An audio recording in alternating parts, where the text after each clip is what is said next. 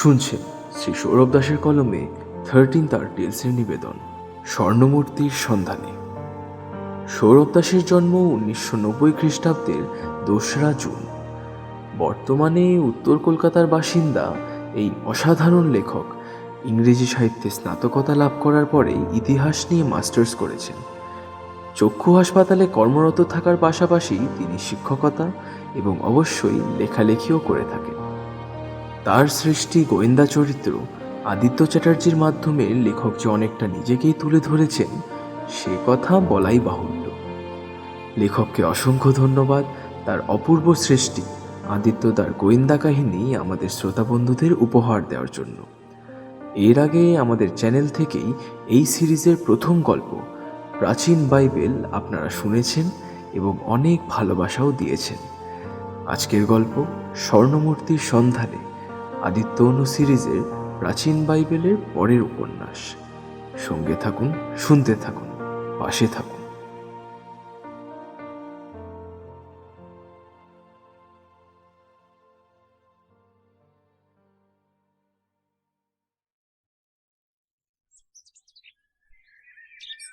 এইবার পুজোতে কৃষ্ণনগর গেলে কেমন হয়? প্রশ্নটা আমি করলাম আদিদাকে। আদিদা ভুরু কুঁচকে বলল, দুর্গাপুজোর সময় তো কলকাতা ছেড়ে কোথাও যেতে চাস না অনু, তা এবছর কৃষ্ণনগর কেন? এই কেন এর উত্তরটা কিছুক্ষণ পরেই দিচ্ছি। তার আগে আমরা আমাদের পরিচয় পর্বটা সেরে নিই। আদিদা মানে আমার খুড়তুতো দাদা শ্রী আদিত্য চ্যাটার্জি, উত্তর কলকাতার বাসিন্দা, পেশায় প্রাইভেট ইনভেস্টিগেটর। আর আমি অনন্যা রায়। এই গত মাসেই আমার ইতিহাসে স্নাতক সম্পূর্ণ হলো। প্রায় বছর 5 হয়ে গেল আদিদা গোয়েন্দাগিরি করছে, আর আমিও সেই 5 বছর ধরেই ওর সাথে আছি ওর অ্যাসিস্ট্যান্ট হিসাবে। এখন আদিদা আগের তুলনায় অনেক বেশি সিরিয়াস। উত্তর কলকাতায় ওর বাড়ির নিচের তলায় একটা ঘরে চেম্বার খুলেছে। সকাল 10টা থেকে বিকেল 4টে পর্যন্ত ও ওইখানেই বসে। বছরে 4-5টা কেস আসে ছোট বড় মিলিয়ে। আর তাছাড়া ওর বাবার ট্রাভেল এজেন্সির ব্যবসাটাও সময় সময় ওকেই দেখতে হয়। সত্যি কথা বলতে আমারও কলকাতার পুজো ছেড়ে অন্য কোথাও যেতে মন চায় না, কিন্তু শঙ্কর মামা গত 2 বছর ধরে আমাকে বলে যাচ্ছে কৃষ্ণনগর যাওয়ার জন্য। আমি আদিদাকে উদ্দেশ্য করে কথাগুলো বললাম। আদিদা আমার দিকে চোখ না ঘুরিয়ে ওর ল্যাপটপে কি সব সার্চ করতে করতে বলল, এই শঙ্কর মামাটা কে? আমার মায়ের ছোট ভাই, বেশ হাসি খুশি মানুষ, আর তাছাড়া মালোপাড়ার নামজাদা আঁকার শিক্ষক। ও কিন্তু তোমাকে বেশ পছন্দ করে, প্রতিবারই বলে পুজোতে ওখানে গেলে যেন তোমাকেও নিয়ে যাই।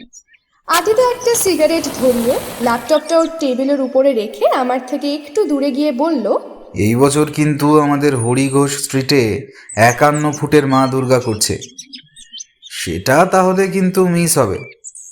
ভেবে দেখ, এইটা যদি কম্প্রোমাইজ করতে পারিস তাহলে আমার কিন্তু কোনো আপত্তি নেই কৃষ্ণনগর যেতে। আমি মুখে একগাল হাসি নিয়ে বললাম, তাহলে শঙ্কর মামাকে ফোন করে বলে দিচ্ছি আমাদের যাওয়ার কথা, ও শুনে বেশ খুশি হবে।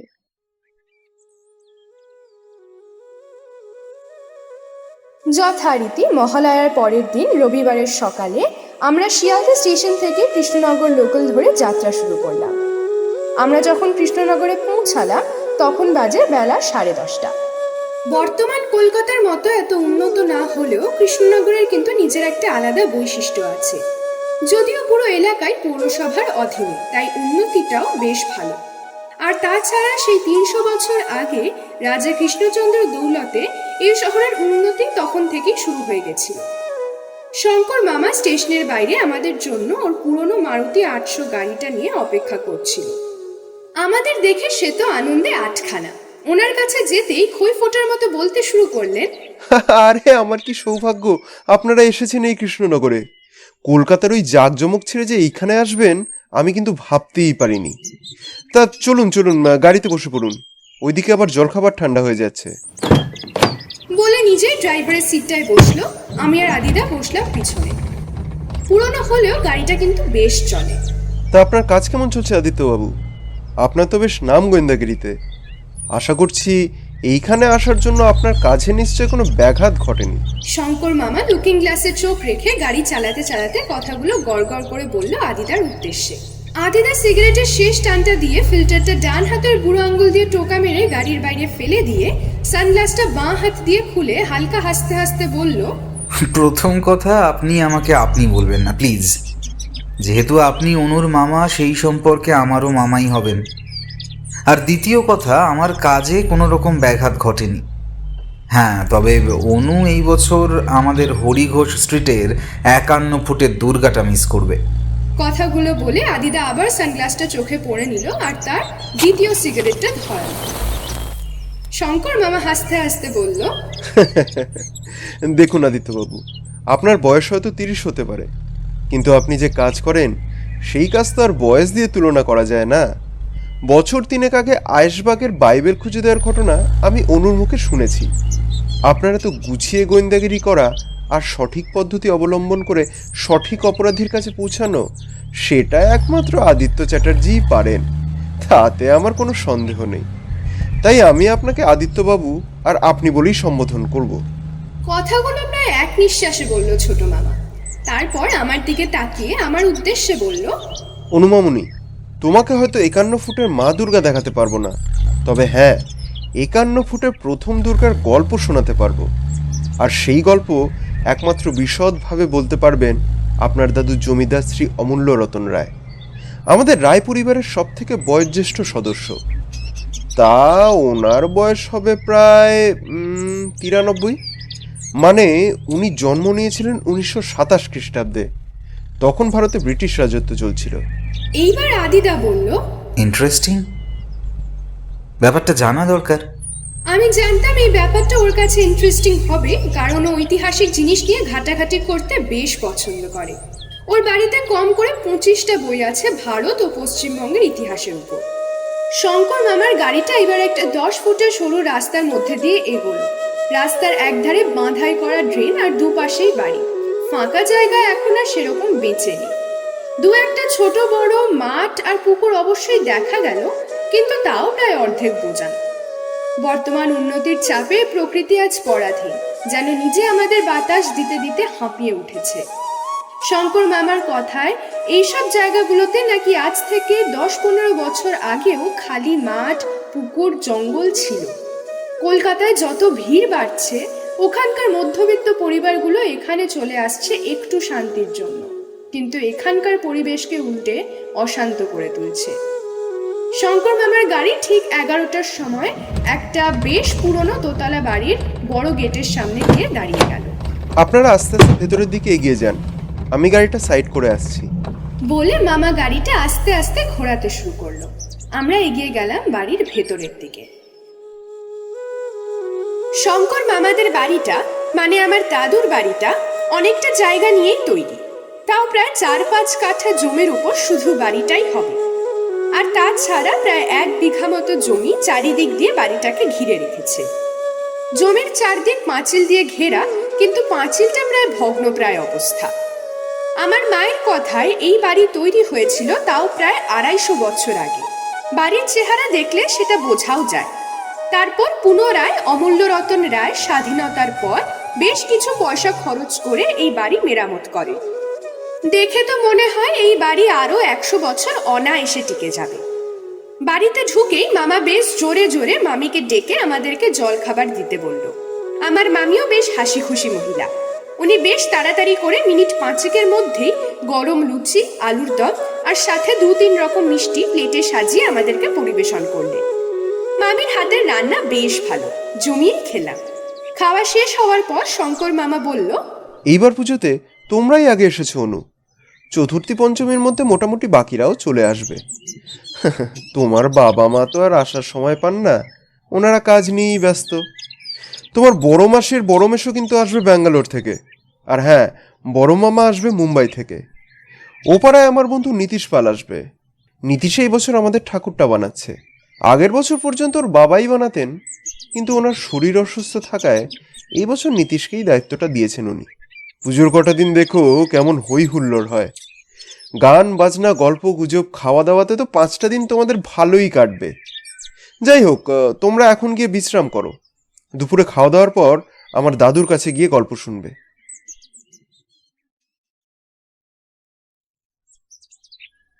আদিদা খাটে বসে একটা পায়ের উপর আরেকটা পা তুলে একটা বালিশে হেলান দিয়ে আমাকে বলল, এর আগে তুই এখানে কতবার এসেছিস? তাও প্রায় 4-5 বার হবে। তুই তাহলে আমাকে আগে বলিসনি কেন এই বাড়ির ব্যাপারে? আমি ভেবেছিলাম তুমি এখানে আসতে চাইবে কি না। এত সুন্দর একটা ঐতিহ্য, আর এর সাথে নিশ্চয়ই কোনো ইতিহাসও জড়িয়ে আছে। দেখেছিস বাড়িটা একবার ভালো করে? কত বছর আগে তৈরি হয়েছে, কিন্তু কি নিপুণ সব কারুকার্য। শঙ্কর মামার দাদুর সাথে কথা বলার ধৈর্য আমি আর ধরতে পারছি না। কথাটা তুমি ঠিকই বলেছ আদিদা।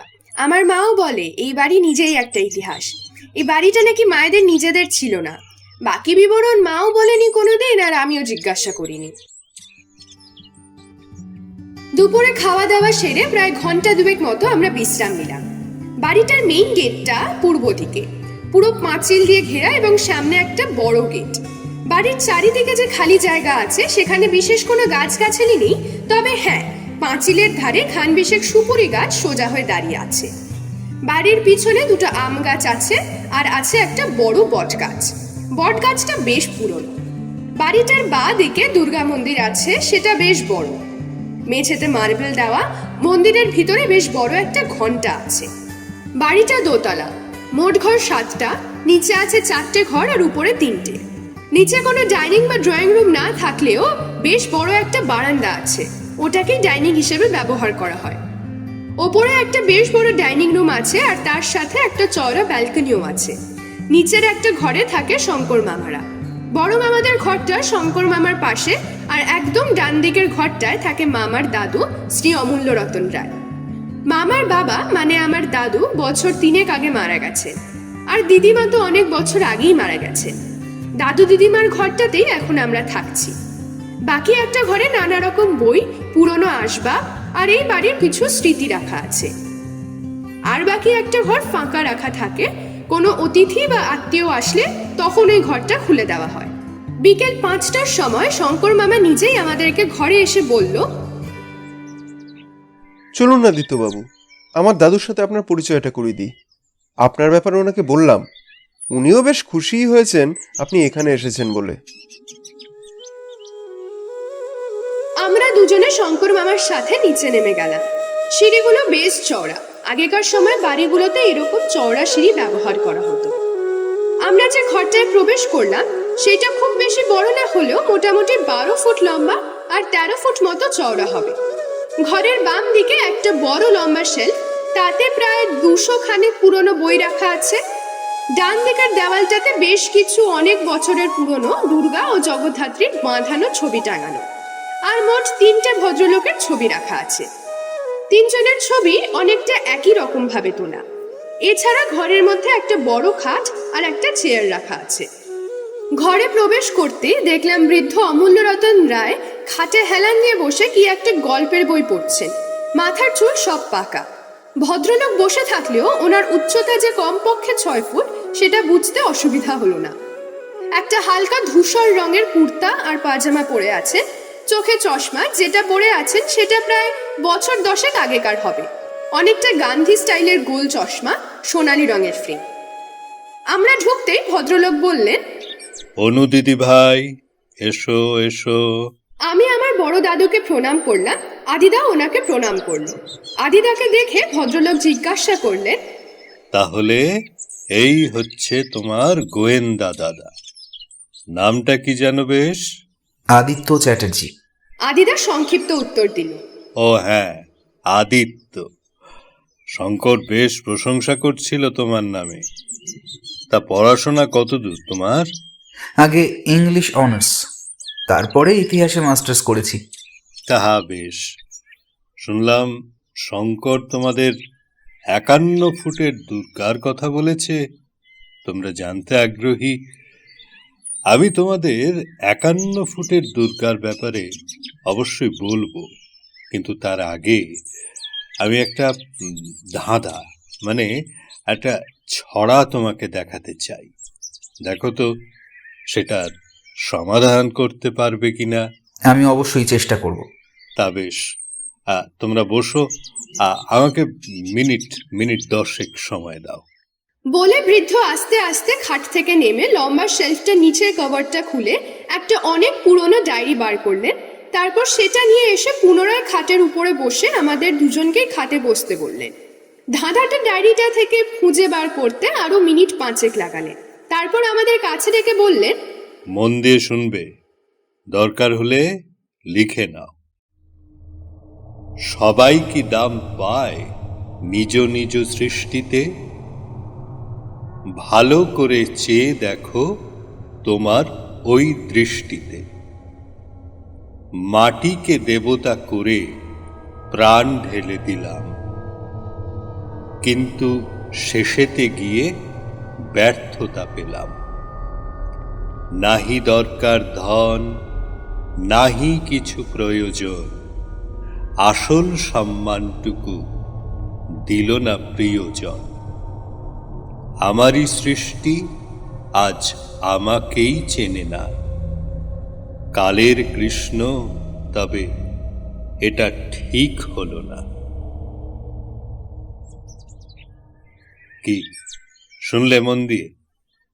এই কথাগুলোর মানে আজ পর্যন্ত বুঝতে পারিনি, কিন্তু আমার মনে হয় যদি এইগুলো সঠিকভাবে বোঝা যায় তাহলে কিছু একটা রহস্য অবশ্যই বেরিয়ে আসবে। আদিদা ওর মোবাইল ফোনে ডায়েরির পৃষ্ঠাটার একটা ছবি তুলে নিয়ে বলল, আমি অবশ্যই চেষ্টা করব। আমাকে কটা দিন সময় দিন। সে তুমি সময় নাও, আমি তো আমার সারাটা জীবন কাটিয়ে দিলাম, তাহাও পারলাম না উদ্ধার করতে। দেখো যদি তুমি পারো। বলে বৃদ্ধ তারপর আমাদের 51 ফুটের মা দুর্গার ইতিহাস বলতে শুরু করলেন। বৃদ্ধ প্রথমেই বললেন, দেখো অনেক বড় ইতিহাস, কিন্তু ধৈর্য ধরে শুনতে হবে, কোনো অসুবিধা নেই তো? না না, আপনি বলতে থাকুন। ইতিহাস নিয়ে মাস্টার্স করেছি, তার মানে বুঝতেই পারছেন ধৈর্য খুব একটা কম কিছু নেই। বৃদ্ধ হাসতে হাসতে শুরু করলেন।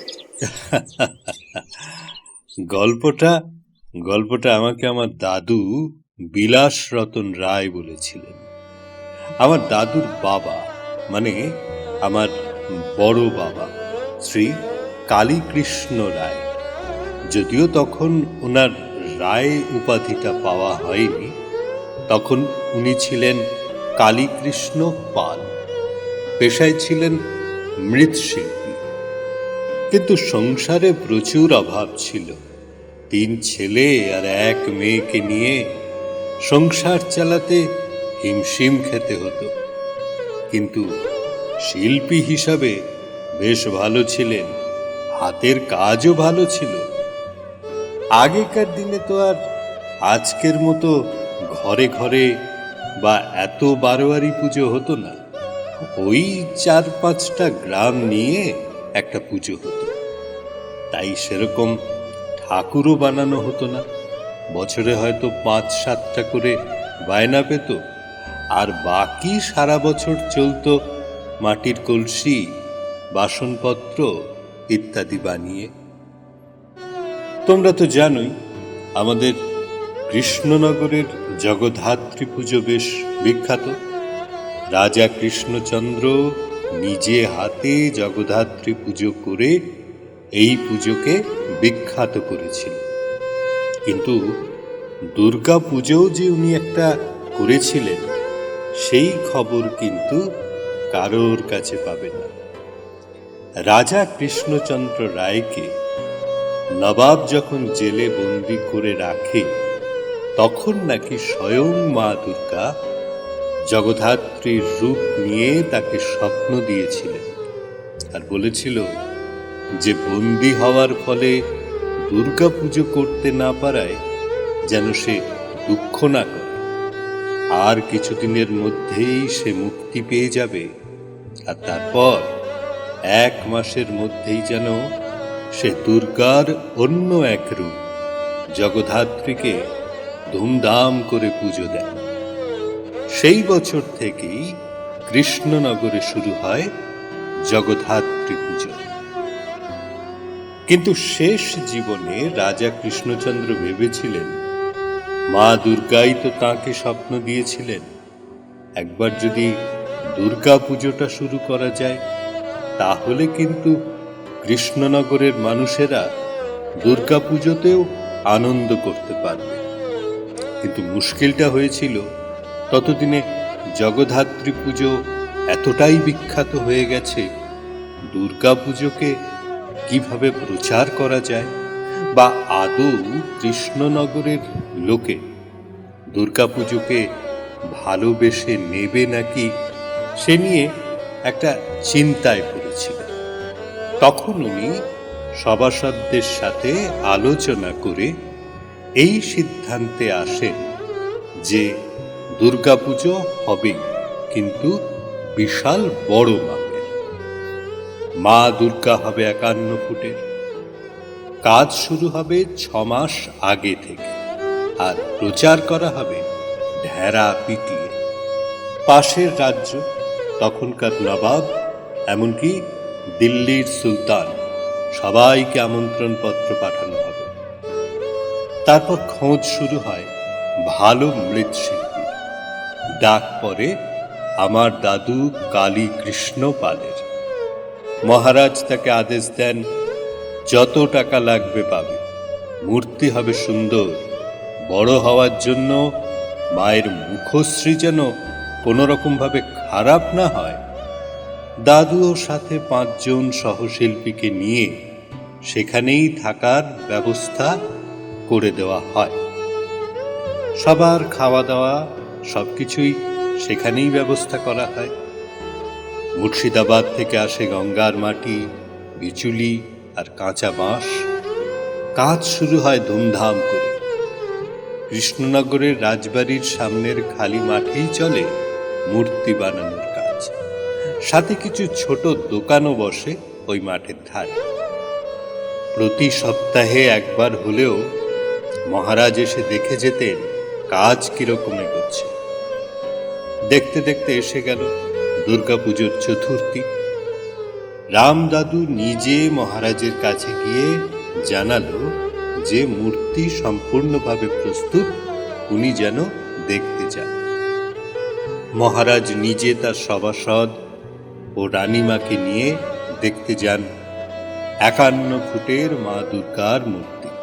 সালটা ছিল 1781। ওই সময় ওই রকম এক মূর্তি কল্পনার বাইরে ছিল। মহারাজা রানীমার সামনে দাদু মায়ের উপরের কাপড় সরিয়ে দিয়ে দেখালেন অসাধারণ সেই মায়ের মুখ। চোখ দুটো একদম আগুনের শিখার মতো জ্বলজ্বল করছে। ঠোঁট দুটো দিয়ে মিষ্টি হাসিতে ভরে আছে। মনে হচ্ছে যেন স্বয়ং মা দুর্গা নিজে দাঁড়িয়ে আছে। মায়ের এত সুন্দর রূপ দেখে তো সবাই অবাক।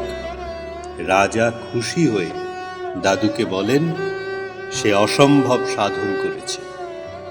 আসুক নবাব, আসুক সুলতান, দেখিয়ে দেব আমরা কৃষ্ণনগর সব করে দেখাতে পারি।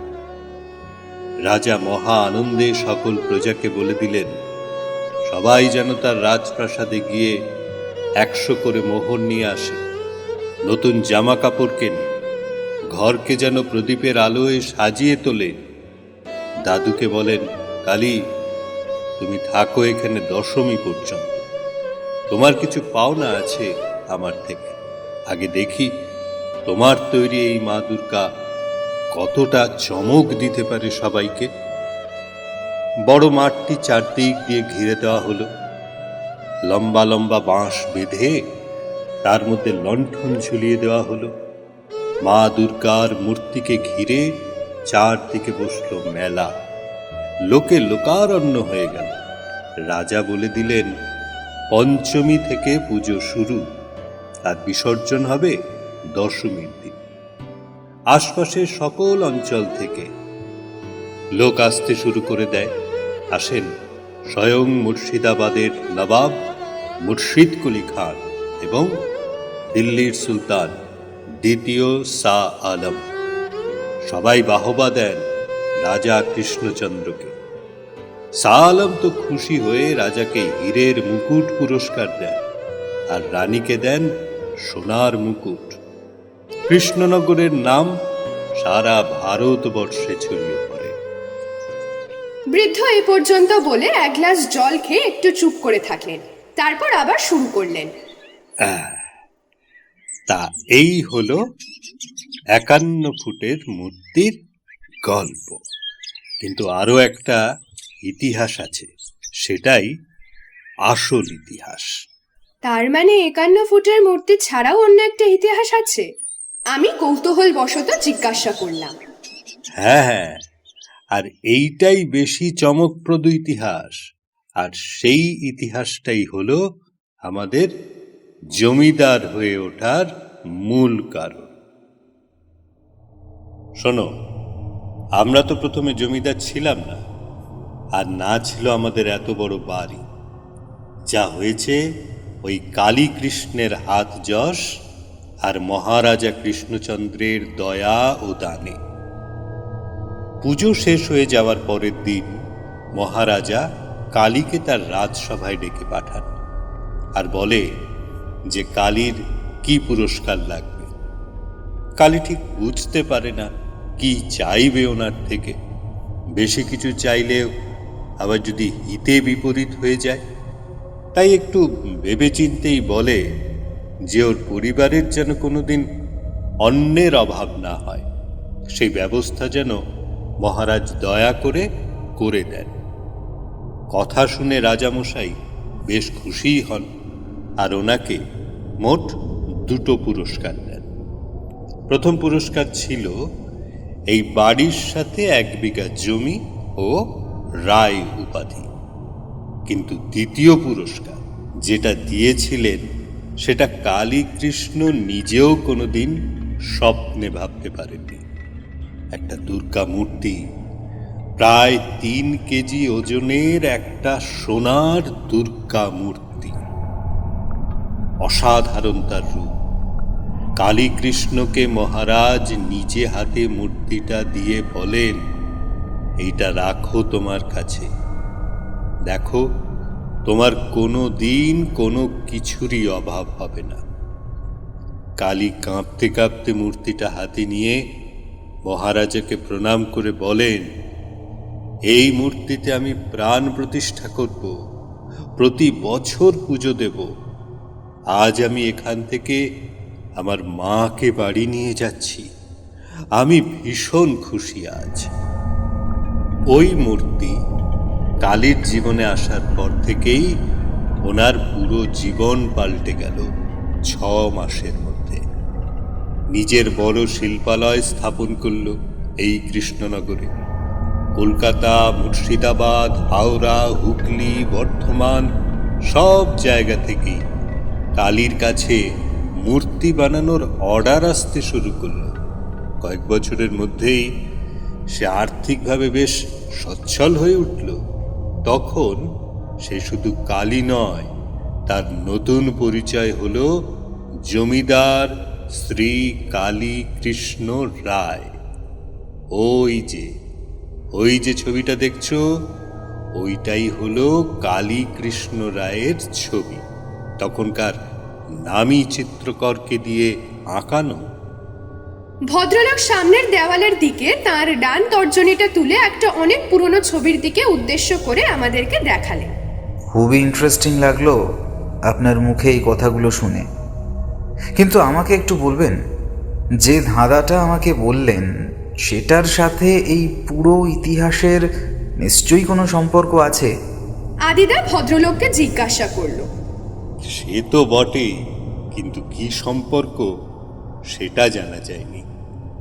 এতটুকু আমি নিশ্চিত যে এই লেখাগুলোই কালী কৃষ্ণই লিখেছিল, কারণ আমার দাদু আমায় বলেন যে ওই লেখার নিচে কে কে পল বলে একটা স্বাক্ষর করা ছিল। সেটা অবশ্য আমি দেখিনি, কিন্তু আমার দাদু সেই স্বাক্ষরটাকেই কপি করে লেখাগুলোর নিচে কে কে পল লিখে রেখেছে। অনু, তুই একবার ওই ধাঁধাটার একটা ছবি তোর মোবাইলেও তুলে রাখ। আর হ্যাঁ, আপনি কি আমাকে সোনার মূর্তিটা একবার দেখাতে পারবেন?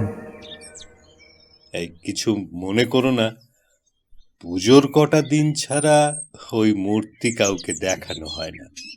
পঞ্চমী থেকে দশমী এই কটা দিনই পুজোর বেদিতে মাটির মূর্তির সাথে ওই প্রতিমাকে রাখা হয়।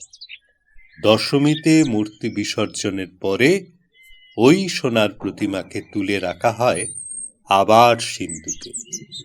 সারা বছরই প্রতিমা সিন্ধুকেই রাখা থাকে। হ্যাঁ, এই তোমরা চাইলে ওই মূর্তির ছবি দেখতেই পারো, এই শঙ্করের কাছেই পেয়ে যাবে। অসংখ্য ধন্যবাদ আপনাকে। বলে আদিদা আর আমি দুজনে বৃদ্ধর ঘর থেকে বেরিয়ে এলাম। আমি বললাম, শঙ্কর মামার কাছে গিয়ে ছবিগুলো একবার দেখলে হয় না? না অনু, ছবি দেখার আমার সেরকম কোনো ইচ্ছা নেই। আর কটা দিন পরে তো আসল মূর্তিটাই দেখতে পাবো, তখনই দেখে নেব ওটা। আমার এখন টার্গেট হলো ওই ধাঁধাটাকে সলভ করা। ধাঁধাটা যতটা ইন্টারেস্টিং ততটাই কনফিউজিংও বটে।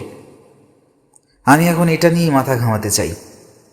আমি বুঝতেই পারছিলাম আদিদার গোয়েন্দা মস্তিষ্ক অলরেডি গোয়েন্দাগিরি শুরু করে দিয়েছে, কিন্তু আর কদিন পরে যে সত্যি সত্যি ওকে এই কৃষ্ণনগরে গোয়েন্দাগিরি করতে হবে সেটা আশা করিনি। যদিও যেটা ঘটলো সেটা খুবই অপ্রত্যাশিত ছিল। ঘটনাটা ঘটলো পুজোর শেষে, মানে দশমীর রাতে। সেদিন রাতে ওই ধাঁধাটা নিয়ে আমি আর আদিদা বেশ নাড়াচাড়া করলাম, কিন্তু ঠিক মনের মতন উত্তর পেলাম না। আদিদা বলল, আচ্ছা অনু, তুই যদি নতুন কিছু সৃষ্টি করিস কখনো, যেটা মনে কর আগে কেউ করেনি, তোর কি কোনো রকম আক্ষেপ থাকবে? না, আক্ষেপ কেন থাকবে, বরং বেশ একটা গর্ব হবে। ঠিক তাই, কিন্তু কালী কৃষ্ণর লেখা ধাঁধাটায় অনেকটা আক্ষেপের ছাপই লক্ষ্য করছি। আমি আদিদার কথাগুলো ঠিক বুঝলাম না। আমার চোখ মুখ দেখে ও ঠিক ধরে ফেললো যে আমাকে একটু বিশদে বুঝিয়ে দেওয়া উচিত।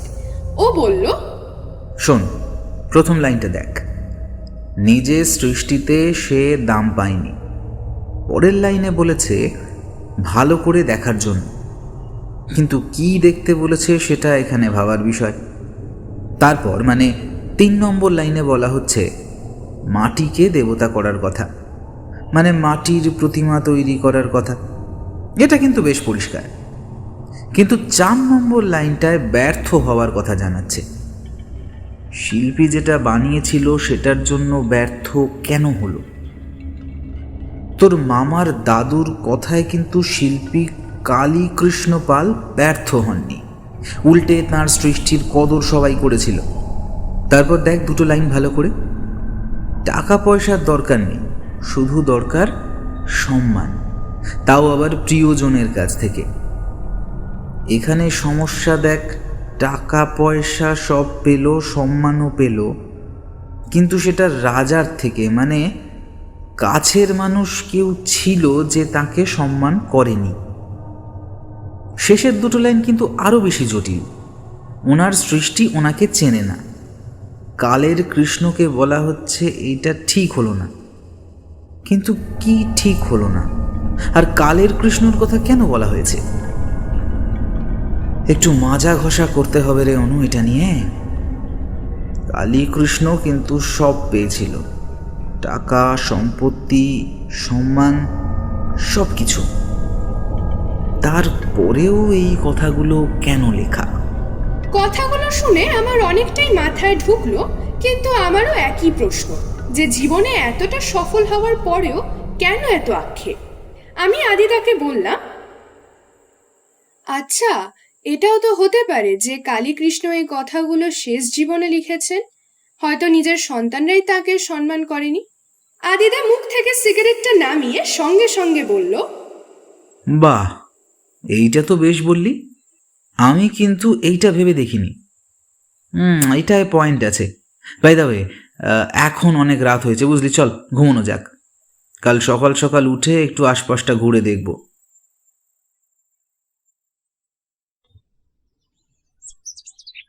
পরের দিন সকাল ঠিক 6:30টার সময় আমি আর আদিদা দুজনেই উঠে পড়েছিলাম। মিনিট 15 পরে বাড়ির চাকর রঘুদা উপরে এসে আমাদের বলে গেলেন নিচে বারান্দাতে সবাই অপেক্ষা করছে চা খাওয়ার জন্য, আমরা যেন নিচে যাই। বারান্দায় সবাই মেঝেতে মাদুর পেতে বসেছে। বাটি থেকে মাখা মুড়ি তুলে মুখে দিয়ে শঙ্কর মামা চায়ের কাপে চুমুক দিতে দিতে বলল, তা ওপারায় যাবেন নাকি একটু আদিত্যবাবু? আমাদের দুর্গা প্রতিমা কতদূর এগুলো দেখে আসতে। শেষ যেবার গেলাম নীতিশ ততদিনে কাজ অনেকটাই এগিয়ে ফেলেছিল। চলুন একবার দেখে আসি, আপনারও ওর সাথে পরিচয়টা হয়ে যাবে আর সাথে ঘোরাও হয়ে যাবে। আদিদা হেসেই জবাব দিল, তা যাওয়াই যায়, একটু আশপাশটাও ঘোরা হয়ে যাবে। কি বলি শোনো? আমিও রাজি হয়ে গেলাম আর বেরিয়ে পড়লাম শঙ্কর মামার সাথে নীতিশ বাবুদের বাড়ির উদ্দেশ্যে। আমাদের মোটামুটি 15 মিনিট লাগলো নীতিশ পালের বাড়ি যেতে। খুব বেশি ধনী পরিবার না হলেও সংসারে যে সেরকম কিছুর অভাব নেই সেইটা বাড়ি ও বেশ বড় শিল্পালয় দেখে বোঝা যায়। নীতিশের বাবা শ্রী রঞ্জন পাল, বয়স আন্দাজ 60, গায়ের রং শ্যামলা, উচ্চতা 5.5 ফুটের মতো হবে। নীতিশের বয়স 34 হবে, শঙ্কর মামার বয়সী। ওরা দুজনে একসাথে স্কুল কলেজে পড়েছে, দুজনেই আর্ট অ্যান্ড ক্রাফট নিয়ে পড়াশোনা করেছে। মামা অঙ্কন শিক্ষক আর নীতিশ শিল্পী। নীতিশ পালের শিল্পালয়টা কলকাতার কুমোরটুলির মতো বড় না হলেও খুব একটা ছোট নয়। শিল্পালয়টা যে বেশ পুরনো সেটা দেখলে বোঝা যায়। অনেক পুরাতন মাটির মূর্তি রাখা আছে, অনেক রকম ছাঁচ, বিশেষ করে অনেক রকমের জগদ্ধাত্রী ঠাকুরের মুখের ছাঁচ দেখতে পেলাম। নীতিশ বাবুর সাথে পরিচয় করার পর আমরা মামাদের দুর্গা প্রতিমাটি দেখতে গেলাম। সত্যি খুব অসাধারণ বানিয়েছেন, একদম নিপুণ হাতের কাজ। এই ঠাকুরটার একটা বিশেষ বৈশিষ্ট্য আছে, এখানে লক্ষ্মীর পাশে সরস্বতী আর কার্তিকের পাশে গণেশ। সাধারণত কলকাতার থিম পুজোগুলোতে এরকম কিছু আলাদা বৈশিষ্ট্য দেখতে পাওয়া যায়, কিন্তু এই ঠাকুরের বৈশিষ্ট্য দেখে একটু অবাক হলাম। কৌতূহল মেটানোর জন্য নীতিশবাবুকে আমিই জিজ্ঞাসা করলাম, আচ্ছা নীতিশবাবু, এই মা দুর্গার মূর্তিটায় লক্ষ্মী আর গণেশ পাশাপাশি নেই আর কার্তিকের পাশে সরস্বতীও নেই, এরকম কেন? ভদ্রলোক দেখতে ভদ্র হলেও ওনার কথা বলার ধরনে সেরকম ভদ্রতা দেখলাম না। উনি আমার প্রশ্নের উত্তর দেওয়ার আগে আদিতার দিকে তাকিয়ে বললেন, ডিটেকটিভ বাবু, একটা সিগারেট হবে? আসলে এই সিগারেট আমি খাই না, কিন্তু বিড়িটা শেষ হয়ে গেছে। আদিদা ওর গোল্ড ফ্লেকের প্যাকেট থেকে একটা সিগারেট বার করে ওনার দিকে এগিয়ে দিলেন, আর নীতিশবাবু ন্যূনতম ভদ্রতা না দেখিয়ে ধন্যবাদ পর্যন্ত না দিয়ে আমার দিকে তাকিয়ে বললেন, ওসব জমিদারি ব্যাপার আমার তোমার মাথা অত সহজে ঢুকবে না। কালীকৃষ্ণ তখন রাজার পাওয়া সম্পত্তিতে জমিদার, তো জমিদার যা বলবে তাই হবে। ঠিক করলো মূর্তি একটু আলাদা হবে, এবং তাই হলো। বসিয়ে দিল কার্তিকের পাশে গণেশকে আর সরস্বতীর পাশে লক্ষ্মীকে। এই যে মা দুর্গার মুখটা দেখছো, ওইটাই কালীকৃষ্ণের যুগ থেকে একই রকম মুখ, ওই একই ছাঁচ অনুকরণ করে বানানো হয়েছে। তবে আমি ওসব দুর্গা টুগ্গা বানাই না, আমি বানাই জগদ্ধাত্রী। চলো ওইদিকে চলো, দেখবে কত আরো বড় বড় মূর্তি আছে। বলে ভদ্রলোক পাশের একটা বড় ঘরে নিয়ে গেলেন। দেখলাম প্রায় 30 জগদ্ধাত্রীর মূর্তি রাখা, সবকটা এখনো অসম্পূর্ণ অবস্থায়। আচ্ছা, তো আপনারা এই কাজ করে আসছেন আপনাদের বাবার সময় থেকে, তার আগে আপনারা মাটির কাজ করতেন না? আর চোখে ভদ্রলোক তাকালেন আদিদার দিকে, সিগারেটটা মুখ থেকে নামিয়ে বললেন, আমার বাবার সময় থেকে? ধুরমশাই, আমার বাবা তো চুনোপুটি, কতটাই বা জানে এই কাজের ব্যাপারে। আসলে আমি কাজ শিখেছি আমার দাদু মহিম পালের কাছে, একেবারে চোস্ত হাত ছিল দাদু। আর হ্যাঁ, এই কাজ চলে আসছে প্রায় সেই 1781 থেকে। আমার দাদুর দাদু কমলাকান্ত পাল আর কালীকৃষ্ণ পাল, ওই দুজনে একেবারে জিগরি দোস্ত ছিল। ওই কমলাকান্ত পালের যুগ থেকেই শুরু হয় আমাদের এই মাটির কাজ। আসুন না, এদিকে আসুন, এইদিকে আসুন, একবার দেখুন এইখানটা দেখুন। বলে ভদ্রলোক আমাদেরকে একটা বড় বস্তা থেকে 2-3টে মা দুর্গার মুখ বার করে দেখালেন। সত্যি এক কথায় অপূর্ব। আদিদা আমাকে ইশারাতে বলল আমি যেন সবকটা মুখের ছবি তুলে নিই, আর নীতিশ পালকে উদ্দেশ্য করে জানতে চাইল, আচ্ছা, এগুলোর আসল ছাঁচ কি রাখা আছে? না, ছাঁচ তো এগুলো নেই। 200 বছরেরও বেশি পুরনো এগুলো। হ্যাঁ, তবে এর থেকে আমি নতুন কিছু ছাঁচ বানিয়েছি। এই এই এই- এই যে এই যে এই দেখুন, এই বলে ভদ্রলোক বেশ কয়েকটা ছাঁচ বার করে দেখালেন। আমি এই ছাঁচগুলোরও কটা ছবি তুলে নিলাম। এইবার শঙ্কর মামা নীতিশবাবুকে বলল, এই নীতিশ, তুই ওদের মাথা খাস না তো।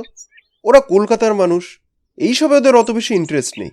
বেকার বেকার ওদেরকে বিরক্ত করছিস কেন বলতো? আরে না না, পুরনো জিনিস নিয়ে নাড়াচাড়া করতে আমাদের বেশ লাগে। আমরা মোটেও বিরক্ত হইনি, বরং কিছু ইনফরমেশন পেলাম ওনার থেকে। আদিদা শঙ্কর মামাকে কথাগুলো বলে নীতিশবাবু শিল্পালয় থেকে বার হয়ে গেল। বাইরে গিয়ে ও একটা সিগারেট ধরালো, ইশারা করে নীতিশবাবুকে ডাকলো, ওনাকে একটা সিগারেট দিয়ে জিজ্ঞাসা করলো, পুজোর কটা দিন আপনি রায়বাড়িতেই থাকেন তো? হ্যাঁ, ওই কটা দিন আমার কোনো কাজ থাকে না, পড়ে থাকি ওই রায়বাড়িতেই। আসলে এই সংকটটার জন্যই যাই। বড্ড ভালো ও। সেই জ্ঞান হওয়া থেকে ওর সাথে বন্ধুত্ব। ছেলেটা বড্ড সাদাসিধে। এবার তো আমি কিছুতে ওদের বাড়ির ঠাকুর বানাতামই না, কিন্তু ও এত জোরাজুরি করতে আমি আর না বলতে পারলাম না। কেন? ঠাকুর বানাতে আপনার কি সমস্যা? আপনি তো বেশ ভালো শিল্পী। না মানে, ঠাকুর বানাতে আমার সেরকম কোনো সমস্যা নেই, কিন্তু দুর্গা ঠাকুর আমার ঠিক সহ্য হয় না। ওই দুর্গা ঠাকুর বানিয়ে কালীকৃষ্ণ ব্যাটা এত বড় লোক হলো। আচ্ছা, কমলাকান্ত কী দোষ করেছিল? ওর হাতের কাজ বরং বেশি ভালো ছিল, কিন্তু রাজা কালীকৃষ্ণকে পুরস্কার দিয়ে বড় লোক করে দিল। এইবার আদিদা আর বেশি ঘাটালো না ওনাকে, সিগারেটটা শেষ করে বলল, আজ তাহলে আসি নীতিশবাবু, আপনার সাথে কথা বলে খুব ভালো লাগলো। আসার সময় আদিদা আরও একটা সিগারেট নীতিশবাবুর হাতে দিয়ে ধন্যবাদ বলে চলে আসলো। এই ধন্যবাদ ও কেন বলল সেটা নীতিশবাবু কি বুঝলো সেটা আমিও ঠিক বুঝলাম না। গাড়িতে উঠে শঙ্কর মামা গাড়ি স্টার্ট করে ঘোরানোর সময় নীতিশবাবু একটা হাঁক মেরে বললেন, চতুর্থীর দিন সন্ধ্যাবেলা ঠাকুর পৌঁছে যাবে।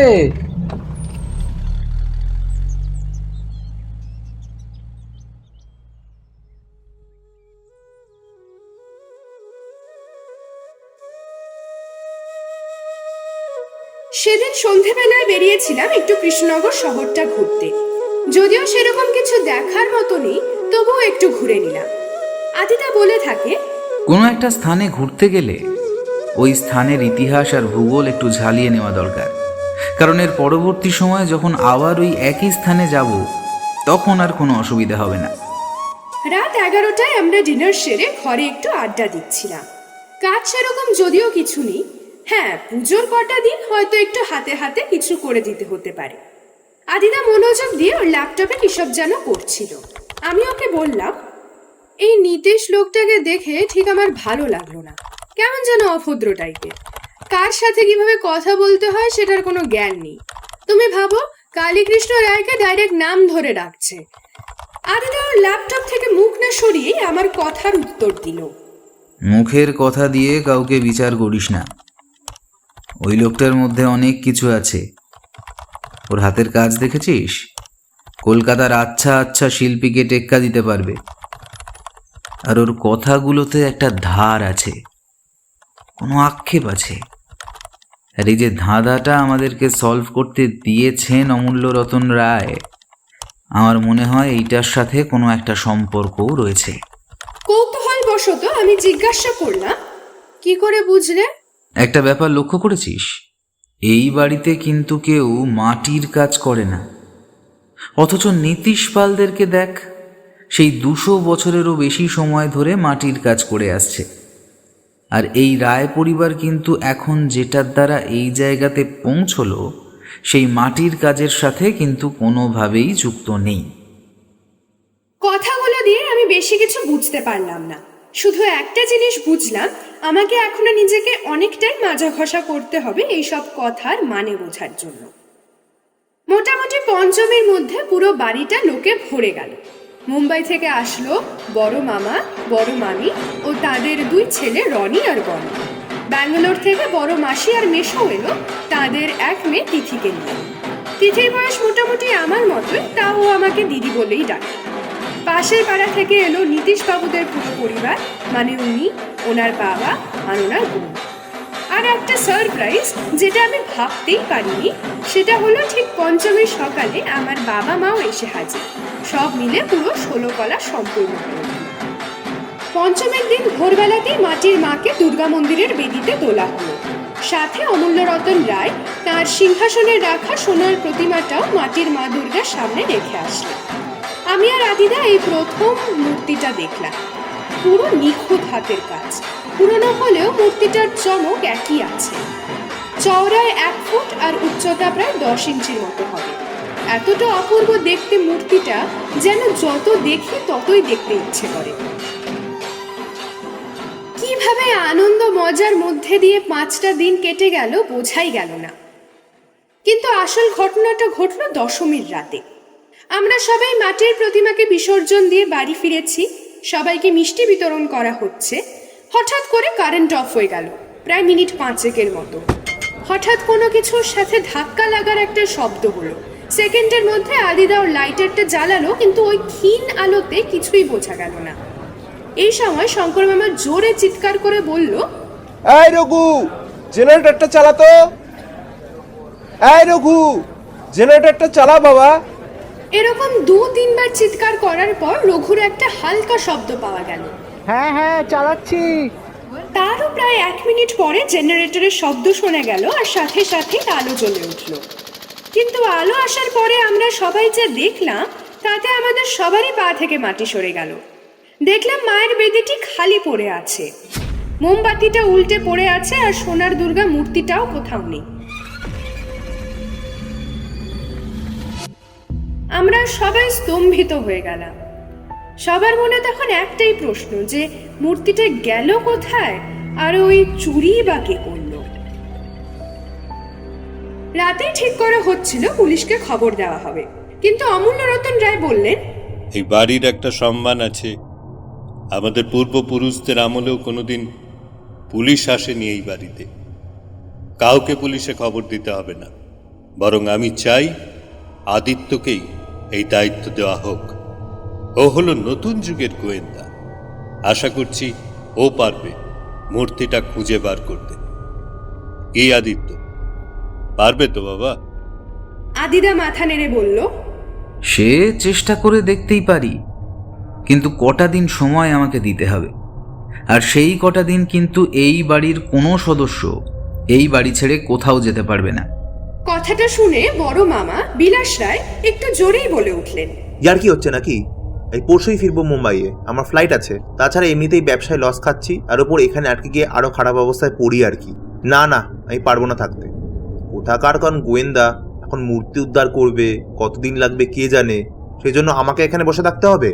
বিলাস, তুমি কোনো সেলিব্রিটি নও। বাড়ির সব থেকে মূল্যবান জিনিসটা চুরি গেছে।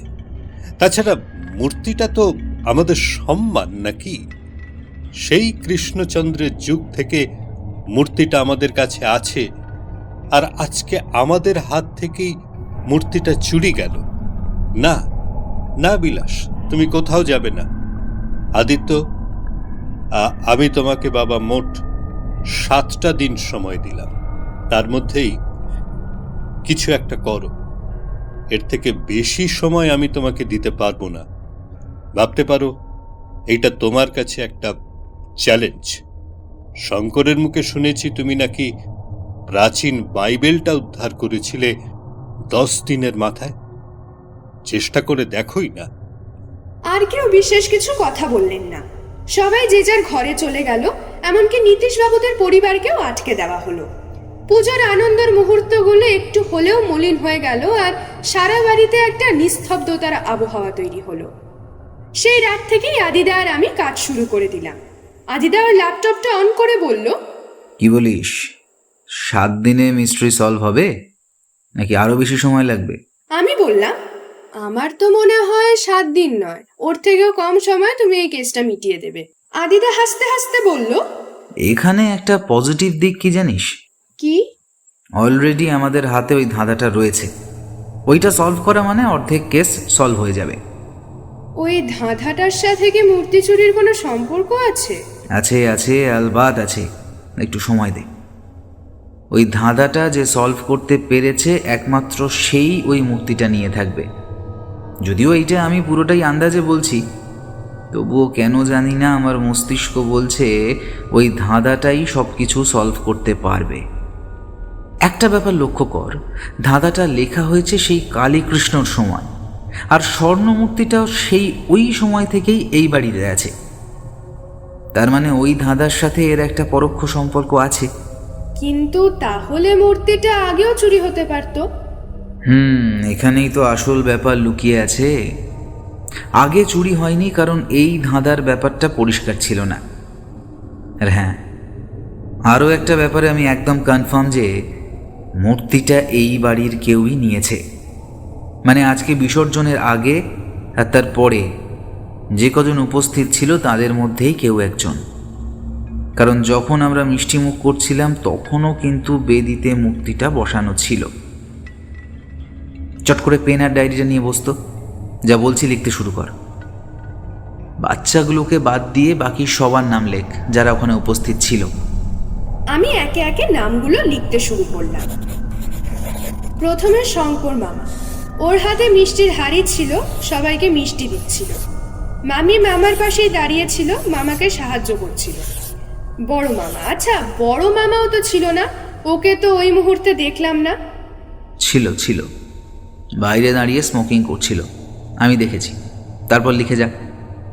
বড় মামি ছিল ঠিক ছোট মামির ডান পাশে, আর বড় মেশো বেদিটার একটু আগেই দাঁড়িয়েছিল। বিসর্জনের পর ঘটটা বেদিতে রেখে ওইখানেই দাঁড়িয়েছিল। ঠিক আছে, তারপর লেখ। তারপর নীতিশ পাল তোমার পিছনে দাঁড়িয়েছিল, আর ওর পাশে ওর বোন। ওর বাবা তো ছিল দাদুর ঘরে, আর ওখানে দাদুও ছিল। না, ভুল বললি। নীতিশের বাবা ওই সময় এসেছিল মণ্ডপের সামনে, ওর মা নিয়ে এসেছিল। আচ্ছা আদিদা, রঘুদা তো ছিল না, ও তো প্রায় অনেকক্ষণ পরেই জেনারেটরটা চালানো। সেটা ঠিক আছে, কিন্তু ব্যাপারটা ঘটেছে পুরো মিনিট তিনেকের মধ্যে।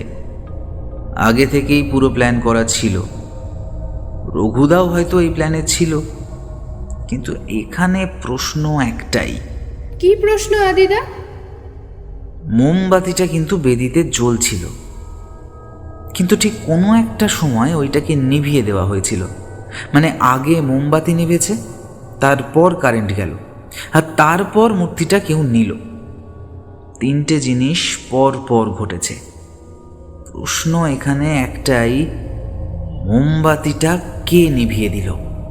আরেকটা কথা আদিদা, এটাও তো হতে পারে যে কারেন্ট হয়তো কেউ ইচ্ছা করেই বন্ধ করে দিয়েছিল।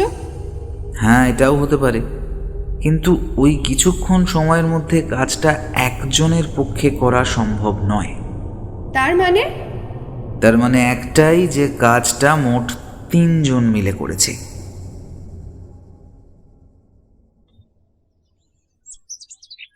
পরের দিন সকালে আদিদা আমাকে বলল, অনু জানিস, কাল সারা রাত ধরে ধাঁধাটা নিয়ে ভাবছিলাম।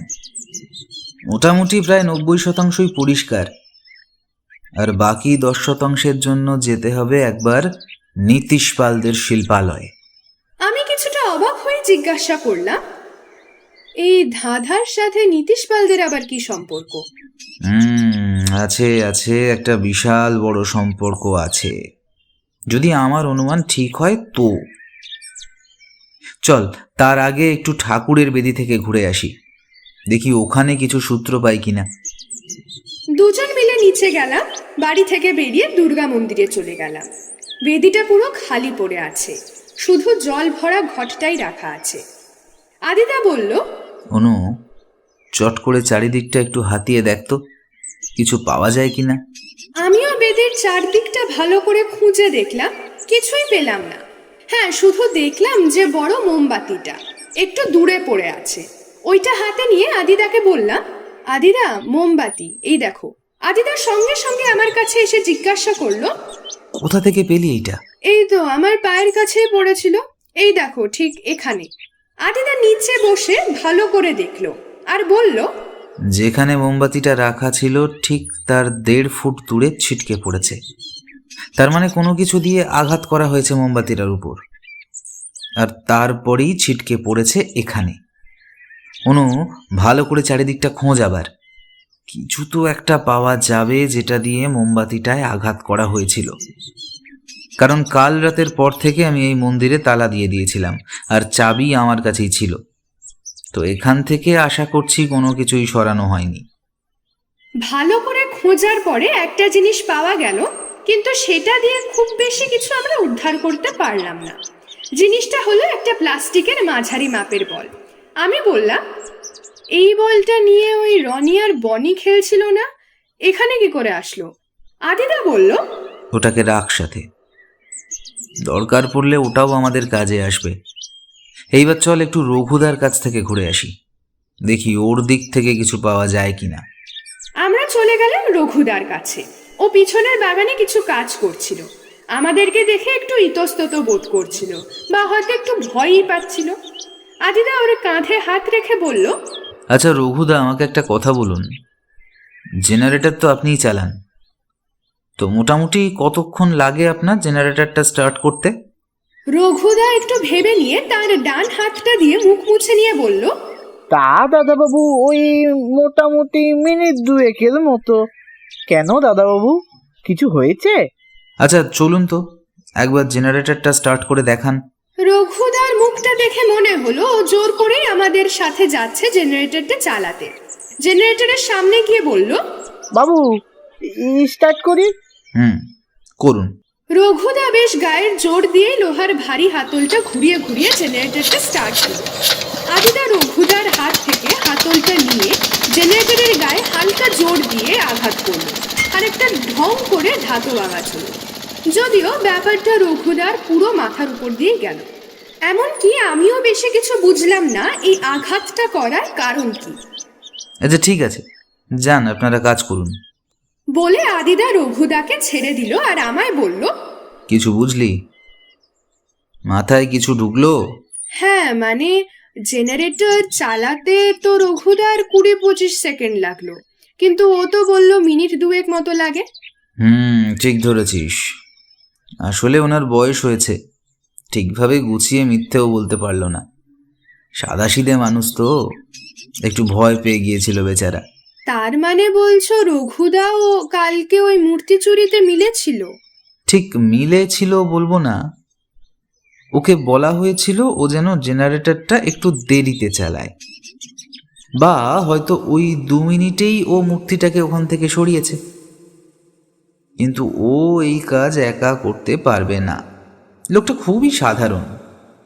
যদিও সাধারণ মুখোশের পিছনেই তো আসল কালপ্রিট লুকিয়ে থাকে, কিন্তু এক্ষেত্রে ব্যতিক্রম হওয়াটা অসম্ভব নয়।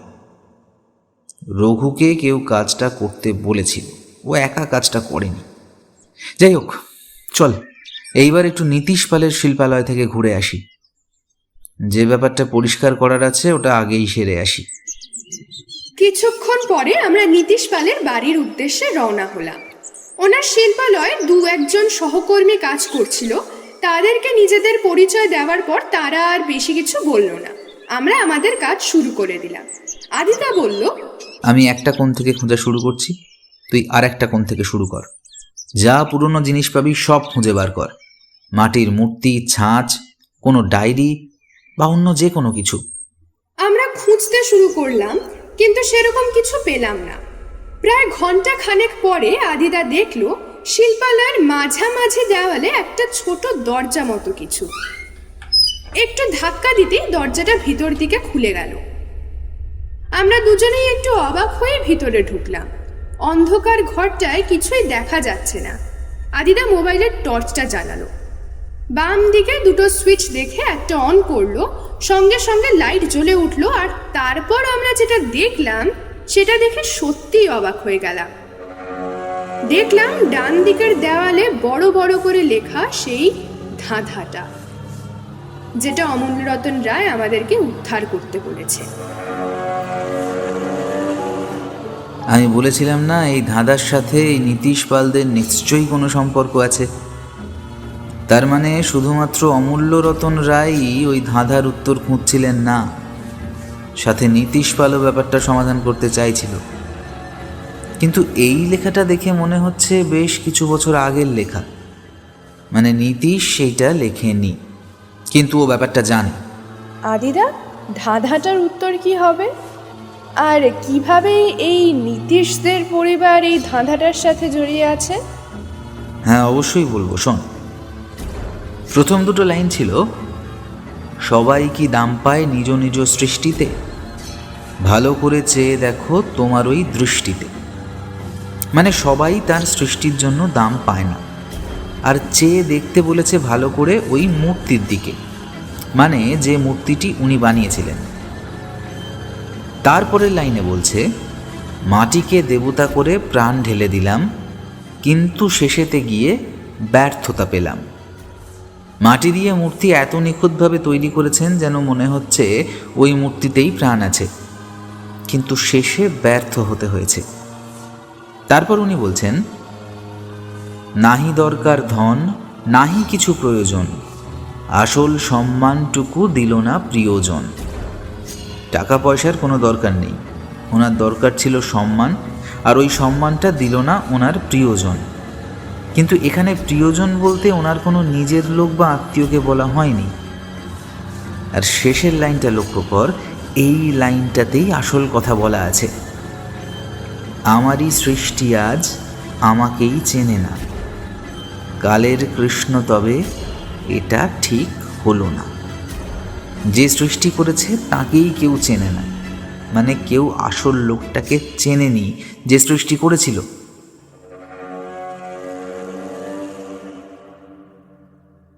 আর শেষের কথাগুলোতে কি বোঝানো হয়েছে? আমি এবার একটু এক্সাইটেড হয়েই জিজ্ঞাসা করলাম। আদিদা আমার দিকে তাকিয়ে হাসতে হাসতে বলল, তুই চেষ্টা কর একবার, দেখ পারিস কিনা মানেটা বলতে। কালের কৃষ্ণ বলতে তো কৃষ্ণকেই বোঝানো হয়েছে, মানে কৃষ্ণ ভগবানকে। কিন্তু কৃষ্ণকে কেন বলবে যে ঠিক হলো না? ওইটা ভগবান কৃষ্ণ হবে না, কালের কৃষ্ণ বলতে বর্তমানের কৃষ্ণ। মানে এই ধাঁধাটা যখন লেখা হয়েছিল তখন যে কৃষ্ণ ছিল তার কথা বলা হয়েছে। তখনকার কৃষ্ণ বলতে কে ছিল কৃষ্ণ? কালী কৃষ্ণ পাল।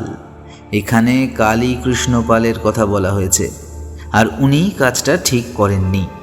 তার মানে কালী কৃষ্ণ পাল এই ধাঁধাটা লেখেননি? না, এইটা উনি লেখেননি। তাহলে যে স্বাক্ষরটা ওখানে দেখলাম, সেটা তাহলে কার স্বাক্ষর? ওখানে কি স্বাক্ষর করা আছে? ওই তো কে পল। এইবার এই দেওয়ালের লেখাটার নিচের দিকে দেখ তো কি স্বাক্ষর আছে। ওই তো একই স্বাক্ষর, কে পল। মানে কি বুঝছিস? এখানে ওই একই স্বাক্ষর আসলো কি করে? নিশ্চয়ই কালীকৃষ্ণ পাল এখানে এসে স্বাক্ষরটা করেননি। তাহলে কে করেছে? এটা কার শিল্পালয়? নীতিশ সেদিন কি বলল? যে ওরা এই মাটির কাজ করে আসছে কালীকৃষ্ণ পালের বন্ধু কমলাকান্ত পালের সময় থেকে। আর কমলাকান্ত পালকে ছোট করলে কি হয়? কমলাকান্ত পালকে ছোট করলে হয় কমলার কে, কান্তের কে, আর পল মানে কে পল।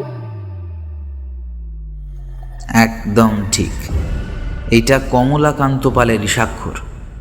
দাঁড়া, তোকে আর একটা জিনিস দেখাই। সেদিনকে নীতিশ কিছু ছাঁচ দেখিয়েছিল, মনে পড়ছে? নিয়ে আয় ওগুলো। আমি চট করে দৌড়ে গিয়ে মুখের ছাঁচগুলো নিয়ে আসলাম। আদিদা সেইগুলোর থেকে একটা হাতে নিয়ে বলল, দেখ ভালো করে নিচে কি লেখা আছে। আমি দেখলাম নিচে লেখা আছে কে পল, মানে কমলাকান্ত পাল। আদিদা একটা সিগারেট ধরিয়ে বলল, কি বুঝলি তাহলে? মানে কমলাকান্ত পাল এই ধাঁধাটা লিখেছিল। একদম ঠিক বলেছিস। এই ধাঁধাটা কালীকৃষ্ণ পাল লেখেননি, লিখেছিলেন কমলাকান্ত পাল। কারণ ওই 51 ফুটের মূর্তিটা বানিয়েছিলেন কমলাকান্ত পাল, কালীকৃষ্ণ পাল নন। ব্যাপারটা শুনে বেশ অবাক লাগলেও মনে একটাই প্রশ্ন আবার জেগে উঠল। সবকিছু পুরস্কার আর অধিকার পাওয়া উচিত ছিল ওই কমলাকান্ত পালের, কিন্তু তা উনি পাননি। ওই জন্যই এত আক্ষেপ। আর সবকিছু পেল কালীকৃষ্ণ পাল, কিন্তু কেন? আদি তাকে কথাটা জিজ্ঞেস করতে ও উত্তর দিল, খুবই সাধারণ ব্যাপার। ইতিহাস ঘেঁটে দেখলে বোঝা যাচ্ছে যে কালীকৃষ্ণর পর থেকে ওনার বংশের আর কেউ সেরকমভাবে মাটির কাজ পেশা হিসেবে বেছে নেয়নি। তুই অমূল্য রতন রায়কে দেখ, বা তোর শঙ্কর মামাকেই দেখ, এরা কিন্তু কেউই মাটির কাজ করেন না, বা এরা কেউই মৃৎশিল্পী নন। হ্যাঁ, শঙ্কর মামা আর্ট কলেজে পড়ে, ছবি আঁকতে পারে, আর ওটাকেই পেশা হিসেবে বেছে নিয়েছেন, কিন্তু মাটির কাজ করেন না বা জানেনও না। কিন্তু অন্যদিকে দেখ, সেই কমলাকান্ত পালের সময় থেকেই নীতিশ পালদের বংশের সবাই কিন্তু মাটির কাজের সঙ্গে যুক্ত, আর এইটাই ওনাদের পেশা। আর এদের হাতের কাজ দেখে তার প্রমাণও পাওয়া যায়। আর একটা কথা জেনে রাখ, নীতিশ পালের শরীরে কিন্তু ওই কমলাকান্ত পালেরই রক্ত বইছে। এইটা থেকেই তো এতটা পরিষ্কার যে 1781 সালে কৃষ্ণনগরে যে 51 ফুটের মা দুর্গা হয়েছিল, সেটার মৃৎশিল্পী কালীকৃষ্ণ পাল ছিলেন না, ছিল কমলাকান্ত পাল। কিন্তু কালীকৃষ্ণ পাল তাঁর চালাকির দ্বারা কমলাকান্তর কাজকে নিজের কাজ বলে পরিচয় দেয়। মানে হয়তো কমলাকান্ত তার প্রিয় বন্ধু কালীকৃষ্ণকে খুব বিশ্বাস করত, যেটাকে অন্ধবিশ্বাস বলা যায়। ওনাকে যেভাবে কালীকৃষ্ণ চালনা করেছেন সেইভাবেই উনি চালিত হয়েছিলেন। আবার এইটাও হতে পারে যে পয়সার লোভ দেখিয়ে বা অন্য কোনো প্রকারের প্রলোভন দেখিয়ে বা হয়তো অন্য কিছু ছলচাতুরির দ্বারা কমলাকান্তর কাজের পুরো কৃতিত্বটাই কালীকৃষ্ণ নিজে নিয়েছিলেন। আর পরবর্তীকালে কমলাকান্ত যখন বুঝতে পারেন তার সবথেকে কাছের প্রিয় বন্ধু তার সাথে এইভাবে প্রতারণা করছে, তখন এই রকম ধাঁধার মাধ্যমেই পুরো ব্যাপারটাকে সবার সামনে তুলে ধরতে চেয়েছিলেন। আর আজ প্রায় 239 বছর পর এই ধাঁধার উত্তর পাওয়া গেল। সত্যি আদিদা, ব্যাপারটা কতটা ইন্টারেস্টিং। ভাবো, এত বছর আগে কমলাকান্তের মাথায় কতটা নিপুণ বুদ্ধি ছিল যে এতটা ঘুরিয়ে পেঁচিয়ে এত সুন্দর একটা ধাঁধার মাধ্যমে একটা এত বড় সত্যি, একটা এত বড় ইতিহাস তুলে ধরেছেন। আর এই ধাঁধাটা উদ্ধার আমি করতে পেরেছি শুধুমাত্র তোর জন্য অনু। আমার জন্য কি করে? আমি তো তোমাকে এই ক্ষেত্রে কোনো সাহায্য করতে পারিনি, তাহলে কিভাবে? হ্যাঁ, সেটা ঠিক, কিন্তু তোর অজান্তেই একটা বড় সাহায্য আমাকে করেছিস। মনে আছে এর আগে যখন এইখানে এসেছিলাম তখন তুই বেশ কয়েকটা ছবি নিয়েছিলিস তোর ক্যামেরাতে, তার মধ্যে 2-3টে ছবি এই মুখের ছাঁচগুলোরও ছিল। আমি সেদিনকে ক্যামেরাতে সব ছবিগুলোই দেখেছিলাম, তারপরে চোখ পড়লো আমার এই ছাঁচের ছবিতে। ছবিটা জুম করে দেখলাম আর দেখতে পেলাম একদম নিচে কে পাল লেখা আছে। ওইটা থেকেই ব্যাপারটা আমার কাছে পরিষ্কার হলো। এর জন্য তোকে অনেক ধন্যবাদ। তাহলে বলো, সময় সময় আমিও বেশ কাজে আসি তোমার। কিন্তু ধাঁধাটা তো ক্লিয়ার হলো, এবার মূর্তিটা তাহলে কে নিয়েছে? একটু বুদ্ধিটা ব্যবহার কর, বুঝতে পারবি। সত্যি কথা বলতে আদিদা, আমার না বড় মামাকে বেশ সন্দেহ হচ্ছে। উনি হয়তো ওইটা নিয়েছেন, তাই তো তাড়াতাড়ি মুম্বাই ফিরে যেতে চাইছেন। ওই মূর্তিটা বেচে দিয়ে ওই পয়সাটা পুরো নিজের ব্যবসায় লাগিয়ে ওনার ক্ষতিটা সামলে নেবেন। না, ভুল দিকে এগোচ্ছিস তুই। বড় মামা একটু বদরাগী প্রকৃতির, কিন্তু উনি মূর্তিটা নেন, কারণ মূর্তিটা পুরো প্ল্যান করে সরানো হয়েছে। আর যে সরিয়েছে সে কিন্তু কোনো দিনই চায় না এই বাড়ির কোনো রকম ক্ষতি হোক। তাই জন্যই কিন্তু মূর্তিটা ঠিক চুরি করা হলো দশমীর বিসর্জনের পরে। আর বড় মামা যদি চুরি করতো সে তো অনেক আগেই করতে পারত, আগেই কেটে পড়তো মুম্বাইতে। যত তাড়াতাড়ি উনি মূর্তি নিয়ে মুম্বাইয়ে যেতে পারতেন তত তাড়াতাড়ি সেটা বিক্রিও করতে পারতেন, কিন্তু সেটা তো হয়নি। তাহলে তুমি কাকে সন্দেহ করছো আদিদা? দেখ, প্রথম কথা, ওই মূর্তি নিয়েছে ওই রায়বাড়িরই কেউ, বা রায়বাড়ির সম্বন্ধে অনেক কিছু জানে এরকম কেউ। আরেকটা ব্যাপার, এই ধাঁধাটা যার যার কাছে আছে আর যে এইটার উত্তর খুঁজে পেয়েছে তারা বা সে মূর্তিটা নিয়ে থাকতে পারে। তাহলে কিভাবে বুঝবে যে আসল চুরিটা কে করলো?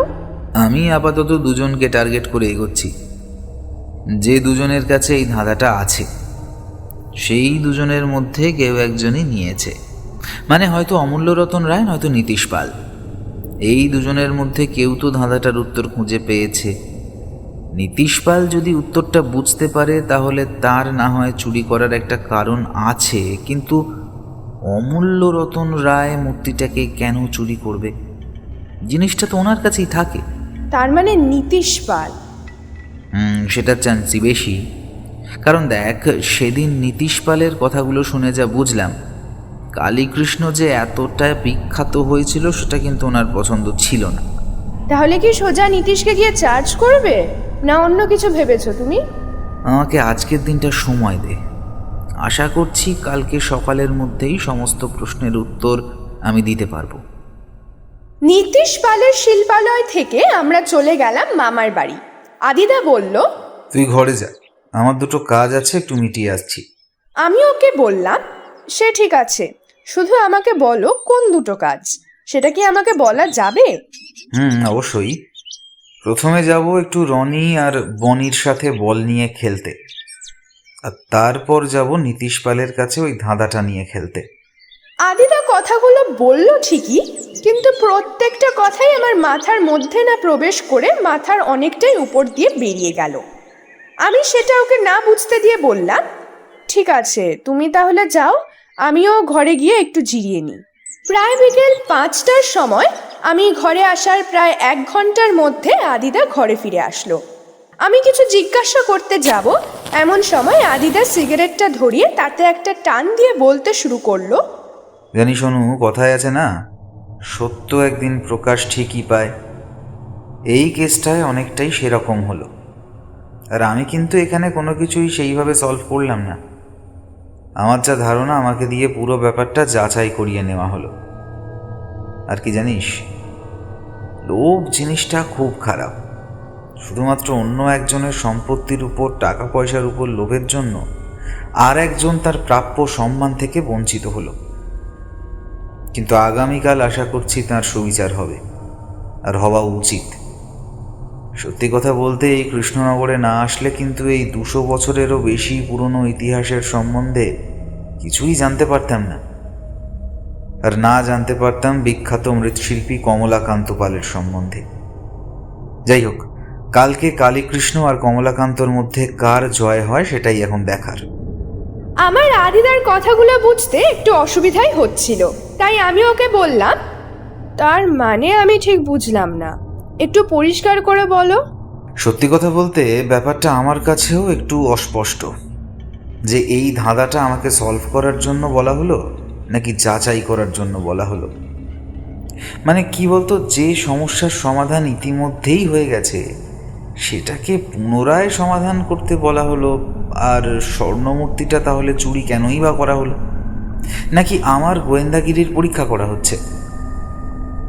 কিন্তু একটা কথা অবশ্যই স্বীকার করতে হবে, চুরিটা যেই করে থাকুক না কেন, আর বুদ্ধি কিন্তু দারুণ। মোট 3 জনকে কাজে লাগিয়ে চুরিটা করা হয়েছে। 6 বছর থেকে 60 বছর পর্যন্ত সবাইকে কাজে লাগিয়েছে। আর হ্যাঁ শোন, তোর শঙ্কর মামাও এই প্ল্যানের মধ্যে ছিল। শঙ্কর মামা? ও এই চুরির প্ল্যানে জড়িয়ে আছে? কিভাবে? ওইটা তুই কালকেই শুনবি, শঙ্কর মামার নিজের মুখ থেকে। যাই হোক, মোটামুটি সব কিছুর উত্তরই আমরা কালকেই পাবো। আজকে আর আমি এই ব্যাপারে কিচ্ছু বলবো না। কাল সকালেই এর সম্পূর্ণ সমাধান হবে। তাহলে আরও কিছুক্ষণ আমাকে অপেক্ষা করতে হবে? আদিদা এইবার একটা মুচকি হাসি হেসে বলল, সে তো অবশ্যই। পরের দিন সকালবেলা 7টার সময় আদিদা আর আমি ঘর থেকে বেরিয়ে নিচে নেমে সোজা চলে গেলাম অমূল্য রতন রায়ের ঘরে। বৃদ্ধর হাসি মুখ দেখে বেশ বুঝতে পারলাম যে উনি ইতিমধ্যে বুঝেই গেছেন যে আদিদা সমস্যার সমাধান করে ফেলেছে। আমি 3 দিনের মধ্যেই সমাধান করলাম আপনাদের দেওয়া এই ধাঁধাটার, আর তার সাথে ওই মূর্তিটি যে নিয়েছে তাকেও খুঁজে পেয়েছি। অমূল্য রতন রায় হাসি মুখেই বললেন, আমি জানতাম যে তুমি পারবে, কিন্তু এত তাড়াতাড়ি সমাধান করে দেবে সেটা বুঝিনি। কিন্তু দাঁড়াও, একটু অপেক্ষা করো, এখানে কিছু বলার দরকার নেই। বাইরে চলো, সবাইকে ডাকি, সবার সামনেই সত্যটা উদ্ঘাটন করবে। আজ সবার এই সত্যিটা জানা উচিত। কথাগুলো বেশ খুশি হই বলে বৃদ্ধ আস্তে আস্তে বাইরে বড় বারান্দাতে গেলেন, সাথে আমরাও গেলাম। বৃদ্ধ সবাইকে এক এক করে ডাকলেন। সবাই আস্তে আস্তে জমায়েত হলো বড় বারান্দাতে। সবার চোখে মুখে একটাই প্রশ্ন, যে কে মূর্তিটা নিয়েছে। অমূল্যরতন রায় এবার আদিদাকে বলল, আদিত্য, এখানে সবাই আছে, নাও এইবার তুমি বলতে শুরু করো। তুমি প্রথমে ওই ধাঁধাটার উত্তরটাই বলো, তারপর নয় স্বর্ণমূর্তির ব্যাপারে আসবে। প্রথমেই আমি ধাঁধাটা যে লিখেছেন তার প্রশংসা না করে পারছি না। তীক্ষ্ণ বুদ্ধির পরিচয় দিয়েছেন উনি। সবাই কি দাম পায় নিজ নিজ সৃষ্টিতে? ভালো করে চেয়ে দেখো তোমার ওই দৃষ্টিতে। মাটিকে দেবতা করে প্রাণ ঢেলে দিলাম, কিন্তু শেষেতে গিয়ে ব্যর্থতা পেলাম। নাহি দরকার ধন, নাহি কিছু প্রয়োজন, আসল সম্মানটুকু দিল না প্রিয়জন। আমারই সৃষ্টি আজ আমাকেই চেনে না, কালের কৃষ্ণ তবে এটা ঠিক হলো না। প্রথম দুটো লাইনে বোঝানো হয়েছে পৃথিবীতে সবাই কিন্তু নিজের সৃষ্টির দাম পায় না, আর যে মূর্তিটা উনি বানিয়েছিলেন ওইটার দিকে মন দিয়ে দেখতে বলেছেন। মন দিয়ে দেখতে এই জন্যই বলা হয়েছে যাতে বোঝা যাবে যে মূর্তিটা কার হাতের তৈরি। তার পরের লাইনে বলা হচ্ছে যে মাটি দিয়ে এত সুন্দর মূর্তি বানিয়েছে যা দেখে মনে হবে যেন ওই মূর্তিতেই প্রাণ আছে, কিন্তু সেই কাজের জন্য সে ব্যর্থতা ছাড়া আর কিছুই পায়নি। সম্পত্তি, টাকা পয়সা কিছুই দরকার নেই, প্রিয়জনের থেকে সম্মানটুকু শুধু দরকার ছিল, কিন্তু সেটাও উনি পাননি। উনি যে মূর্তিটা সৃষ্টি করেছিলেন সেইটা কেউ কোনোদিন জানল না। আর একদম শেষে বলা হয়েছে কালের কৃষ্ণ, মানে কালী কৃষ্ণ পালের কথা, যে কাজটা তিনি ঠিক করেননি। আর তার নিচে যে স্বাক্ষরটা মানে কে পাল, ওইটা কালী কৃষ্ণ পালের হস্তাক্ষর নয়, ওই হস্তাক্ষরটা হলো কমলাকান্ত পালের। আর তখন যে ঘটনাটা ঘটেছিল সেটা মোটামুটি আমি আন্দাজ করে বলতে পারবো যে মহারাজা কৃষ্ণচন্দ্রের নির্দেশে যে 51 ফুটের দুর্গা বানানো হয়েছিল সেইটা কালী কৃষ্ণ পাল নিজের হাতে বানাননি। হ্যাঁ, কাজটার পুরো দায়িত্ব উনি পেয়েছিলেন, কিন্তু মূর্তি বানানোর কাজটা কমলাকান্ত পালই করেছিলেন, কেননা অত ভালো মূর্তি বানানোর ক্ষমতা একমাত্র ওনারই ছিল। আর যার প্রমাণ এখনো আমরা পাই ওনার উত্তরপুরুষ নীতিশের হাতের কাজ দেখে। সবাই অবাক হয়ে আদিদার দিকে তাকিয়ে আছে, কেউ কিছু বলতে পারছে না। রায়বাড়ির সবার মনেই এখন একটা খারাপ লাগা ভাব, এইটা ভেবে যে তাঁদের পূর্বপুরুষ প্রতারণা করেছিল তাঁরই প্রিয় বন্ধুকে, মানে কমলাকান্ত পালকে। আর যে পুরস্কার সম্মান কালীকৃষ্ণ পাল পেয়েছিলেন সেই সব কিছুই পাওনা ছিল কমলাকান্ত পালের। এইবার আসি ওই স্বর্ণমূর্তির ব্যাপারে। প্রথমে ভেবেছিলাম ওইটা নিশ্চয়ই বাইরের কেউ চুরি করেছে, কিন্তু বাইরের কেউ চুরি করলে দশমীর বিসর্জনের পরে করতো না, সে যে কোনো দিনই চুরি করতে পারত। আর তাছাড়া কিছুক্ষণের জন্য বড় মামাকেও সন্দেহটা হয়েছিল আমার, কিন্তু পরে বুঝলাম মামার মেজাজটাই বদরাগী, কিন্তু মানুষটা চুরি করার মতো নয়। এমনকি আমার নীতিশবাবুর উপরেও অনেকটা সন্দেহ ছিল। ওনার কথাগুলো শুনে মনে হয়েছিল বেশ কিছু জানেন উনি। আর যখন ওনার শিল্পালয়ের দেওয়ালে ওই একই ধাঁধা লেখা আছে দেখলাম, তখন তো আমি প্রায় নিশ্চিত ছিলাম যে মূর্তিটা উনিই নিয়েছেন। কিন্তু গতকাল বিকেলে যখন রনি আর বনির সাথে কথা বলার পর নীতিশবাবুর সাথে কথা বললাম, তখন ব্যাপারটা আমার কাছে পরিষ্কার হলো। এইবার অমূল্যরতন রায় বললেন, তাহলে আসল মানুষটা যে চুরিটা করেছে তার নামটা বলো, আমরা সবাই অধীর আগ্রহে বসে আছি। আদিদা মুখে হালকা একটা হাসি নিয়েই বলল, হ্যাঁ, অবশ্যই এইবার আমি সবাইকে ওনার নামটা বলবো, যেটা শুনে হয়তো আপনারা সবাই অবাক হবেন। যদি বলি মানুষটা হলেন আপনি নিজে, অমূল্যরতন রায়। আপনি সেদিন রাতে ওই মূর্তিটা বেদি থেকে সরিয়েছেন, আর আপনাকে সাহায্য করেছে আরও 3 জন। বারান্দায় যেন বিনা মেঘে বজ্রপাত হলো। আদিদা বাদে আমরা সবাই ফ্যাল ফ্যাল করে অমূল্যরতন রায়ের দিকে তাকিয়ে রইলাম। আর সবাইকে আরো অবাক করে দিয়ে অমূল্যরতন রায় মুখে সেই একই হাসি নিয়ে আরামকে দ্বারায় বেশ আরাম করে বসে কথাগুলো শুনতে লাগলেন। তার মুখের ভাব দেখে মনে হচ্ছিল যেন আদিদা ঠিক নামই নিয়েছে, আর উনি চাইছিলেনও যেন তাঁর নামটাই আদিদা বলে। আমি কি ঠিক মানুষের নাম নিলাম? আদিদা অমূল্যরতন রায়ের দিকে তাকিয়ে কথাগুলো জিজ্ঞাসা করলো। অমূল্যরতন রায় সহাস্যে উত্তর দিলেন, একদম ঠিক নামই নিয়েছ তুমি, কোনো ভুল নেই। তুমি ব্যাপারটা এইবার খুলেই বলো। প্রথমেই যখন আপনি আমাকে ধাঁধাটা উদ্ধার করতে বলেন, তখনই বুঝতে পেরেছিলাম যে ওই ধাঁধাটার মধ্যেই অনেক কিছু লুকিয়ে আছে। সেদিন থেকেই ওইটা নিয়ে কাজ করা শুরু করে দিই, কিন্তু কোনোভাবেই ব্যাপারটাকে উদ্ধার করতে পারছিলাম না। তারপরের দিনই যখন নীতিশ পালদের শিল্পালয়তে গেলাম, অনেক কিছুই পরিষ্কার হলো। যেমন কে পাল যে কমলাকান্ত পাল, কালীকৃষ্ণ পাল নয় সেটা, আর মাটির কাজটা যে ওরাই বংশগতভাবে করে আসছে সেটাও। আর আমাদেরকে নীতিশ পালদের শিল্পালয়ে নিয়ে যাওয়া হয়েছিল আপনার কথাতেই, যাতে এই ধাঁধাটার সাথে যে নীতিশদের একটা যোগাযোগ আছে সেটা আমি ধরতে পারি। আর তাই হয়েছেও। এইবার আসি আপনি মূর্তিটাকে কিভাবে বেদি থেকে সরালেন সেই কথায়।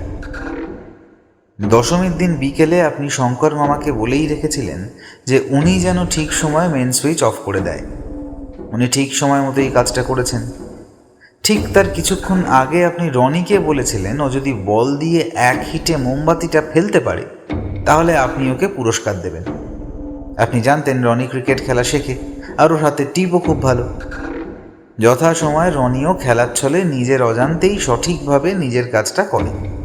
কারেন্ট ছিল না ঠিক মিনিট 4 মতো, আর ওই সময় এরই মধ্যে রঘুদাকে মূর্তিটা সরানোর জন্য বলেছিলেন আপনি। আলো নেবার পর রঘুদা মন্দিরের পিছনের দরজা দিয়ে ঢুকে মূর্তিটা তুলে নিয়ে বার হয়ে যায়। কাজটা করতে রঘুদার সময় লেগেছিল প্রায় 3 মিনিট, আর তাই জন্যই জেনারেটর চালাতে রঘুদার দেরি হয়েছিল। পরের দিন দেখলাম রঘুদা মাত্র 20 সেকেন্ডের মধ্যেই জেনারেটরটা স্টার্ট করে দিল। কি শঙ্কর মামা আর রঘুদা, ঠিক বলেছি তো? বলে আদিদা শঙ্কর মামা আর রঘুদার দিকে এগিয়ে গেল। ওদের দুজনেরই মাথা নিচু। এইবার আদিদা অমূল্যরতন রায়ের সামনে গিয়ে বলল, কি আমি পুরোটা ঠিক বললাম তো অমূল্য রতন বাবু? তুমি ঠিক না ভুল বললে সেটা তো বোঝা যাবে যখন তুমি মূর্তিটা কোথায় আছে সেইটা বলতে পারবে। অবশ্যই, সে তো বলবই। রঘুদা মূর্তিটা নিয়ে গিয়ে রেখে দেয় আপনার ঘরের সিন্ধুকে। হ্যাঁ, যে সিন্ধুকে মূর্তিটা থাকে সেই সিন্ধুকেই। আর এইটা আমি আন্দাজ করেছি একটা শব্দ থেকে। কারেন্ট চলে যাওয়ার বেশ কিছুক্ষণ পরে একটা দড়াম করে শব্দ হয়েছিল, আর সেই শব্দটা ছিল ওই সিন্ধুকের সাথে জেনারেটর চালানোর জন্য যে হাতলটা প্রয়োজন সেই হাতলের আঘাতের। যখন রঘুদা মূর্তি সিন্ধুকের ভিতরে রেখে দরজা বন্ধ করে, তখন ওনার হাতে জেনারেটর স্টার্ট দেওয়ার হাতলটা ছিল। ওই হাতলটাই ধাক্কা খায় সিন্ধুকের গায়ে। যেহেতু সিন্ধুকটা গোদরেজ কোম্পানির যেমন ভারী সেই রকম মজবুত, তাই ওরকম আঘাতে ওরকম ধাতব শব্দ হয়। আর এইটাও আমি বুঝতে পারি পরের দিন ওই হাতলটা দিয়ে জেনারেটরের গায়ে আঘাত করে। শব্দটা অনেকটাই একই ছিল। আর হ্যাঁ রঘুদা, আপনি জেনারেটর চালাতে বেশ পারদর্শী, তাই সেক্ষেত্রে আপনার 3 মিনিট কোনোভাবেই লাগতে পারে না। আর শঙ্কর মামা, আপনিও আমার মতো ঘন ঘন স্মোকিং করেন, তাই আপনার কাছে লাইটার বা দেশলাই থাকাটা স্বাভাবিক। সেদিন ঠাকুর বিসর্জন দেওয়ার পরে যখন আমরা সবাই ফিরছিলাম, তখন আপনি আমার থেকে লাইটারটা নিয়েছিলেন, কিন্তু আর ফেরত দেন। যখন কারেন্ট অফ হলো তখন আপনার লাইটারটা জ্বালানো উচিত ছিল, কিন্তু আপনি তা করেননি, কারণ আপনি তখনও মেন সুইচ অফ করে ফিরতে পারেননি। আর হ্যাঁ, আপনি যখন ফিরে আসলেন ভুল করে মামির ডান পাশে দাঁড়িয়ে পড়েন, কিন্তু আপনি ছিলেন মামির বাম পাশে। কি ঠিক তো? এইবার শঙ্কর মামা মাথা নেড়ে বললেন, হ্যাঁ, একদম ঠিক। অমূল্যরতন রায় আদিদার কাছে এগিয়ে এসে বললেন, অসাধারণ তোমার বুদ্ধি, সঠিক যুক্তি। সত্যি তোমাকে গোয়েন্দা বলে মানা যায়। আসলে আগের মাসেই আমি নীতিশদের শিল্পালয়তে গেছিলাম। তখন নীতিশ বা ওর বাবা কেউই ছিল না। ওখানে ছিলাম বেশ কিছুক্ষণ। হঠাৎ করেই ভেতরের দরজাটা ধাক্কা লেগে খুলে যায়, আর আমার চোখে পড়ে ওই ধাঁধাটা। ওখানেও একই হস্তাক্ষর দেখে আমি খুবই চিন্তায় পড়ে যাই, আর অনেক ভেবে চিনতে ছক কষে ধাঁধাটার উত্তরও বার করে ফেলি। কিন্তু আমি যে ঠিক কি করে বুঝব? ভুলও তো হতে পারে। শঙ্করের মুখে শুনেছিলাম তোমার কথা। বছর 3 আগে নাকি 1450 সালের একটা বাইবেল তুমি উদ্ধার করেছিলে। আর তখনই মাথায় বুদ্ধিটা আসে, শঙ্করকে ব্যাপারটা খুলে বলি, আর ওকে বলি যাতে তোমাকে আর অনু দিদিভাইকে রাজি করায় এখানে আসার জন্য। আমার সত্যি সৌভাগ্য যে তোমরা এই বছর রাজিও হয়ে গেলে এখানে আসার জন্য। পুরো প্ল্যান মতোই কাজগুলো করি। শঙ্কর বিকেলে তোমাকে নিয়ে আসে আমার ঘরে, তোমাদেরকে কালীকৃষ্ণর গল্প বলি, কিন্তু ইচ্ছে করেই কমলাকান্তর ব্যাপারটা চেপে যায়, আর তার সাথে ধাঁধাটাও দিয়ে দিই সমাধান করতে। আমি জানতাম তোমার গোয়েন্দা মাথা কাজ করতে শুরু করে দেবে। তার পরের দিনই শঙ্করকে বলি তোমাদেরকে নীতিশদের ওখানে নিয়ে যেতে, যাতে তুমি আরও একটু পরিষ্কার হতে পারো। আর তারপর দশমীর রাতে মূর্তিটাকে ওখান থেকে সরিয়ে ফেলি। সেই জন্যই কিন্তু আমি পুলিশে খবর দিতে মানা করেছিলাম। আমি জানতাম তুমি পুরো ব্যাপারটাই খুঁজে বার করতে পারবে। আচ্ছা, এর মাঝখানে হয়তো সবার মনে একটা প্রশ্ন আসতে পারে যে আমি মূর্তিটা চুরি কেন করলাম। হ্যাঁ, এইটার একটা বিশেষ কারণ আছে। আমি যদি মূর্তিটা চুরি না করতাম, তাহলে আদিত্য তুমি তো আর ব্যাপারগুলো নিয়ে গোয়েন্দাগিরি করতে না। আসল সত্যটাও তো প্রকাশ্যে আসা দরকার ছিল। সবাই জানুক যে কালীকৃষ্ণ রায় তার সব থেকে কাছের বন্ধু, প্রিয় বন্ধুকে কিভাবে ঠকিয়েছিল। কিন্তু আজকে আর কেউ ঠকবে না। আমি আজ আমার পূর্বপুরুষের করা অন্যায়ের সুবিচার করব। আমি জানি না বাকিরা তোমরা আমার বিচারটাকে কতটা মেনে নেবে, কিন্তু আমাকে এইটা করতেই হবে। যেটা কোনোদিনই আমার বংশের ছিল না, সেইটা আমি রাখতে পারবো না। বলে অমূল্যরতন রায় তার সিন্দুক খুলে সেই স্বর্ণমূর্তিটা বের করে আনলেন আর নীতিশকে ডেকে বললেন, বাবা নীতিশ, আমায় ক্ষমা করো। আজ আমি আমার পূর্বপুরুষদের করা ভুল দোষ শুধরে নিতে চাই। এই মূর্তি তোমার বংশের, কমলাকান্ত পালের পাওনা। এটাকে তুমি রাখো। আজ থেকে এই মূর্তির মালিক হলে তুমি। প্রতি বছর তুমি এই মূর্তির পুজো করো। আর এই নাও, এই দলিলটাও রাখো। আমাদের বাড়ির পিছনে একটা 5 কাঠা জমি আছে, সেটাও আজকে থেকে তোমার। একদম না বলবে না। আজ তোমার বংশধরের জন্যই আমরা জমিদার হতে পেরেছি। এতটুকু আমি করতেই পারি। সবার মুখে বেশ হাসির পরশ। দেখে মনে হচ্ছে অমূল্যরতন রায়ের বিচারটা সবারই পছন্দ হয়েছে। এইবার অমূল্যরতন রায় আদিদাকে বললেন, ধন্য তুমি আদিত্য। অনেক গোয়েন্দা গল্প পড়েছি, সিনেমাও দেখেছি, কিন্তু তোমার বুদ্ধি দেখে আমি আপ্লুত। তুমি আরো উন্নতি করবে। তোমাকে সত্যি আমি এই মুহূর্তে কিছু দিতে পারছি না, কিন্তু আশীর্বাদ করলাম যেন জীবনের চরম শিখর পর্যন্ত তুমি পৌঁছাতে পারো। এই সময় পিছন থেকে হঠাৎ বড় মামা বলে উঠল, গোয়েন্দা বাবু, এবার তাহলে কি আমরা মুম্বাই ফিরে যেতে পারি? আদিদা হাসতে হাসতে বলল, হ্যাঁ, সে তো অবশ্যই। আমাকে ক্ষমা করবেন, আমার জন্য আপনাদের কাজে অনেক অসুবিধে হলো। সেদিনই বিকেল বেলায় আমরা কৃষ্ণনগর স্টেশন থেকে কলকাতার উদ্দেশ্যে রওনা দিলাম। আমাদেরকে স্টেশনে ছাড়তে এসেছিল শঙ্কর মামা আর নীতিশ পাল। ট্রেনে ওঠার আগে আদিদা নীতিশ পালকে বলল, সিগারেট চলবে নাকি আর একটা? সে আর বলতে। বলে নীতিশপাল আদিদার এগিয়ে দেওয়া সিগারেটের প্যাকেট থেকে একটা সিগারেট নিয়ে আদিদাকে বুকে জড়িয়ে ধরলো। আর সেই দৃশ্য দেখে শঙ্কর মামা এতটাই ইমোশনাল হয়ে পড়েছিল যে ওর চোখের জল মুছতে পকেট থেকে আমি নিজের রুমালটাই বের করে ওর হাতে দিলাম।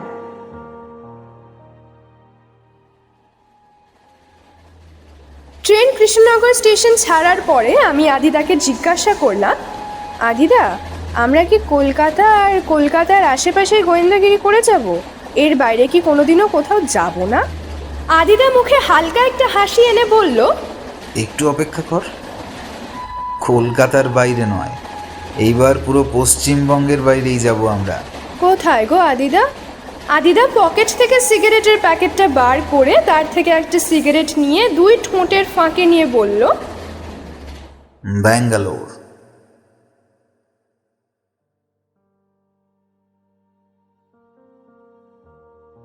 শুনছিলেন সৌরভ দাসের লেখা স্বর্ণমূর্তির সন্ধানে।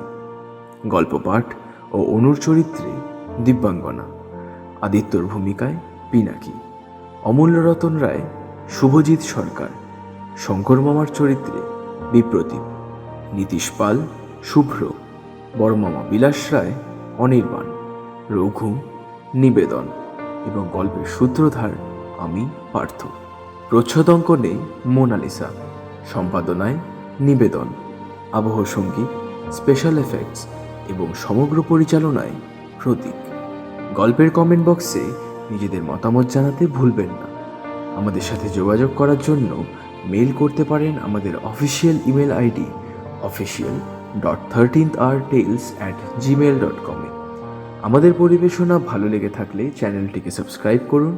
গল্প পছন্দ হয়ে থাকলে ভিডিওটিকে লাইক করুন, শেয়ার করুন দেশে বিদেশে আপনাদের কাছের মানুষদের সাথে। সবাই ভালো থাকবেন, সুস্থ থাকবেন আর শুনতে থাকবেন 13th Hour Tales। নমস্কার।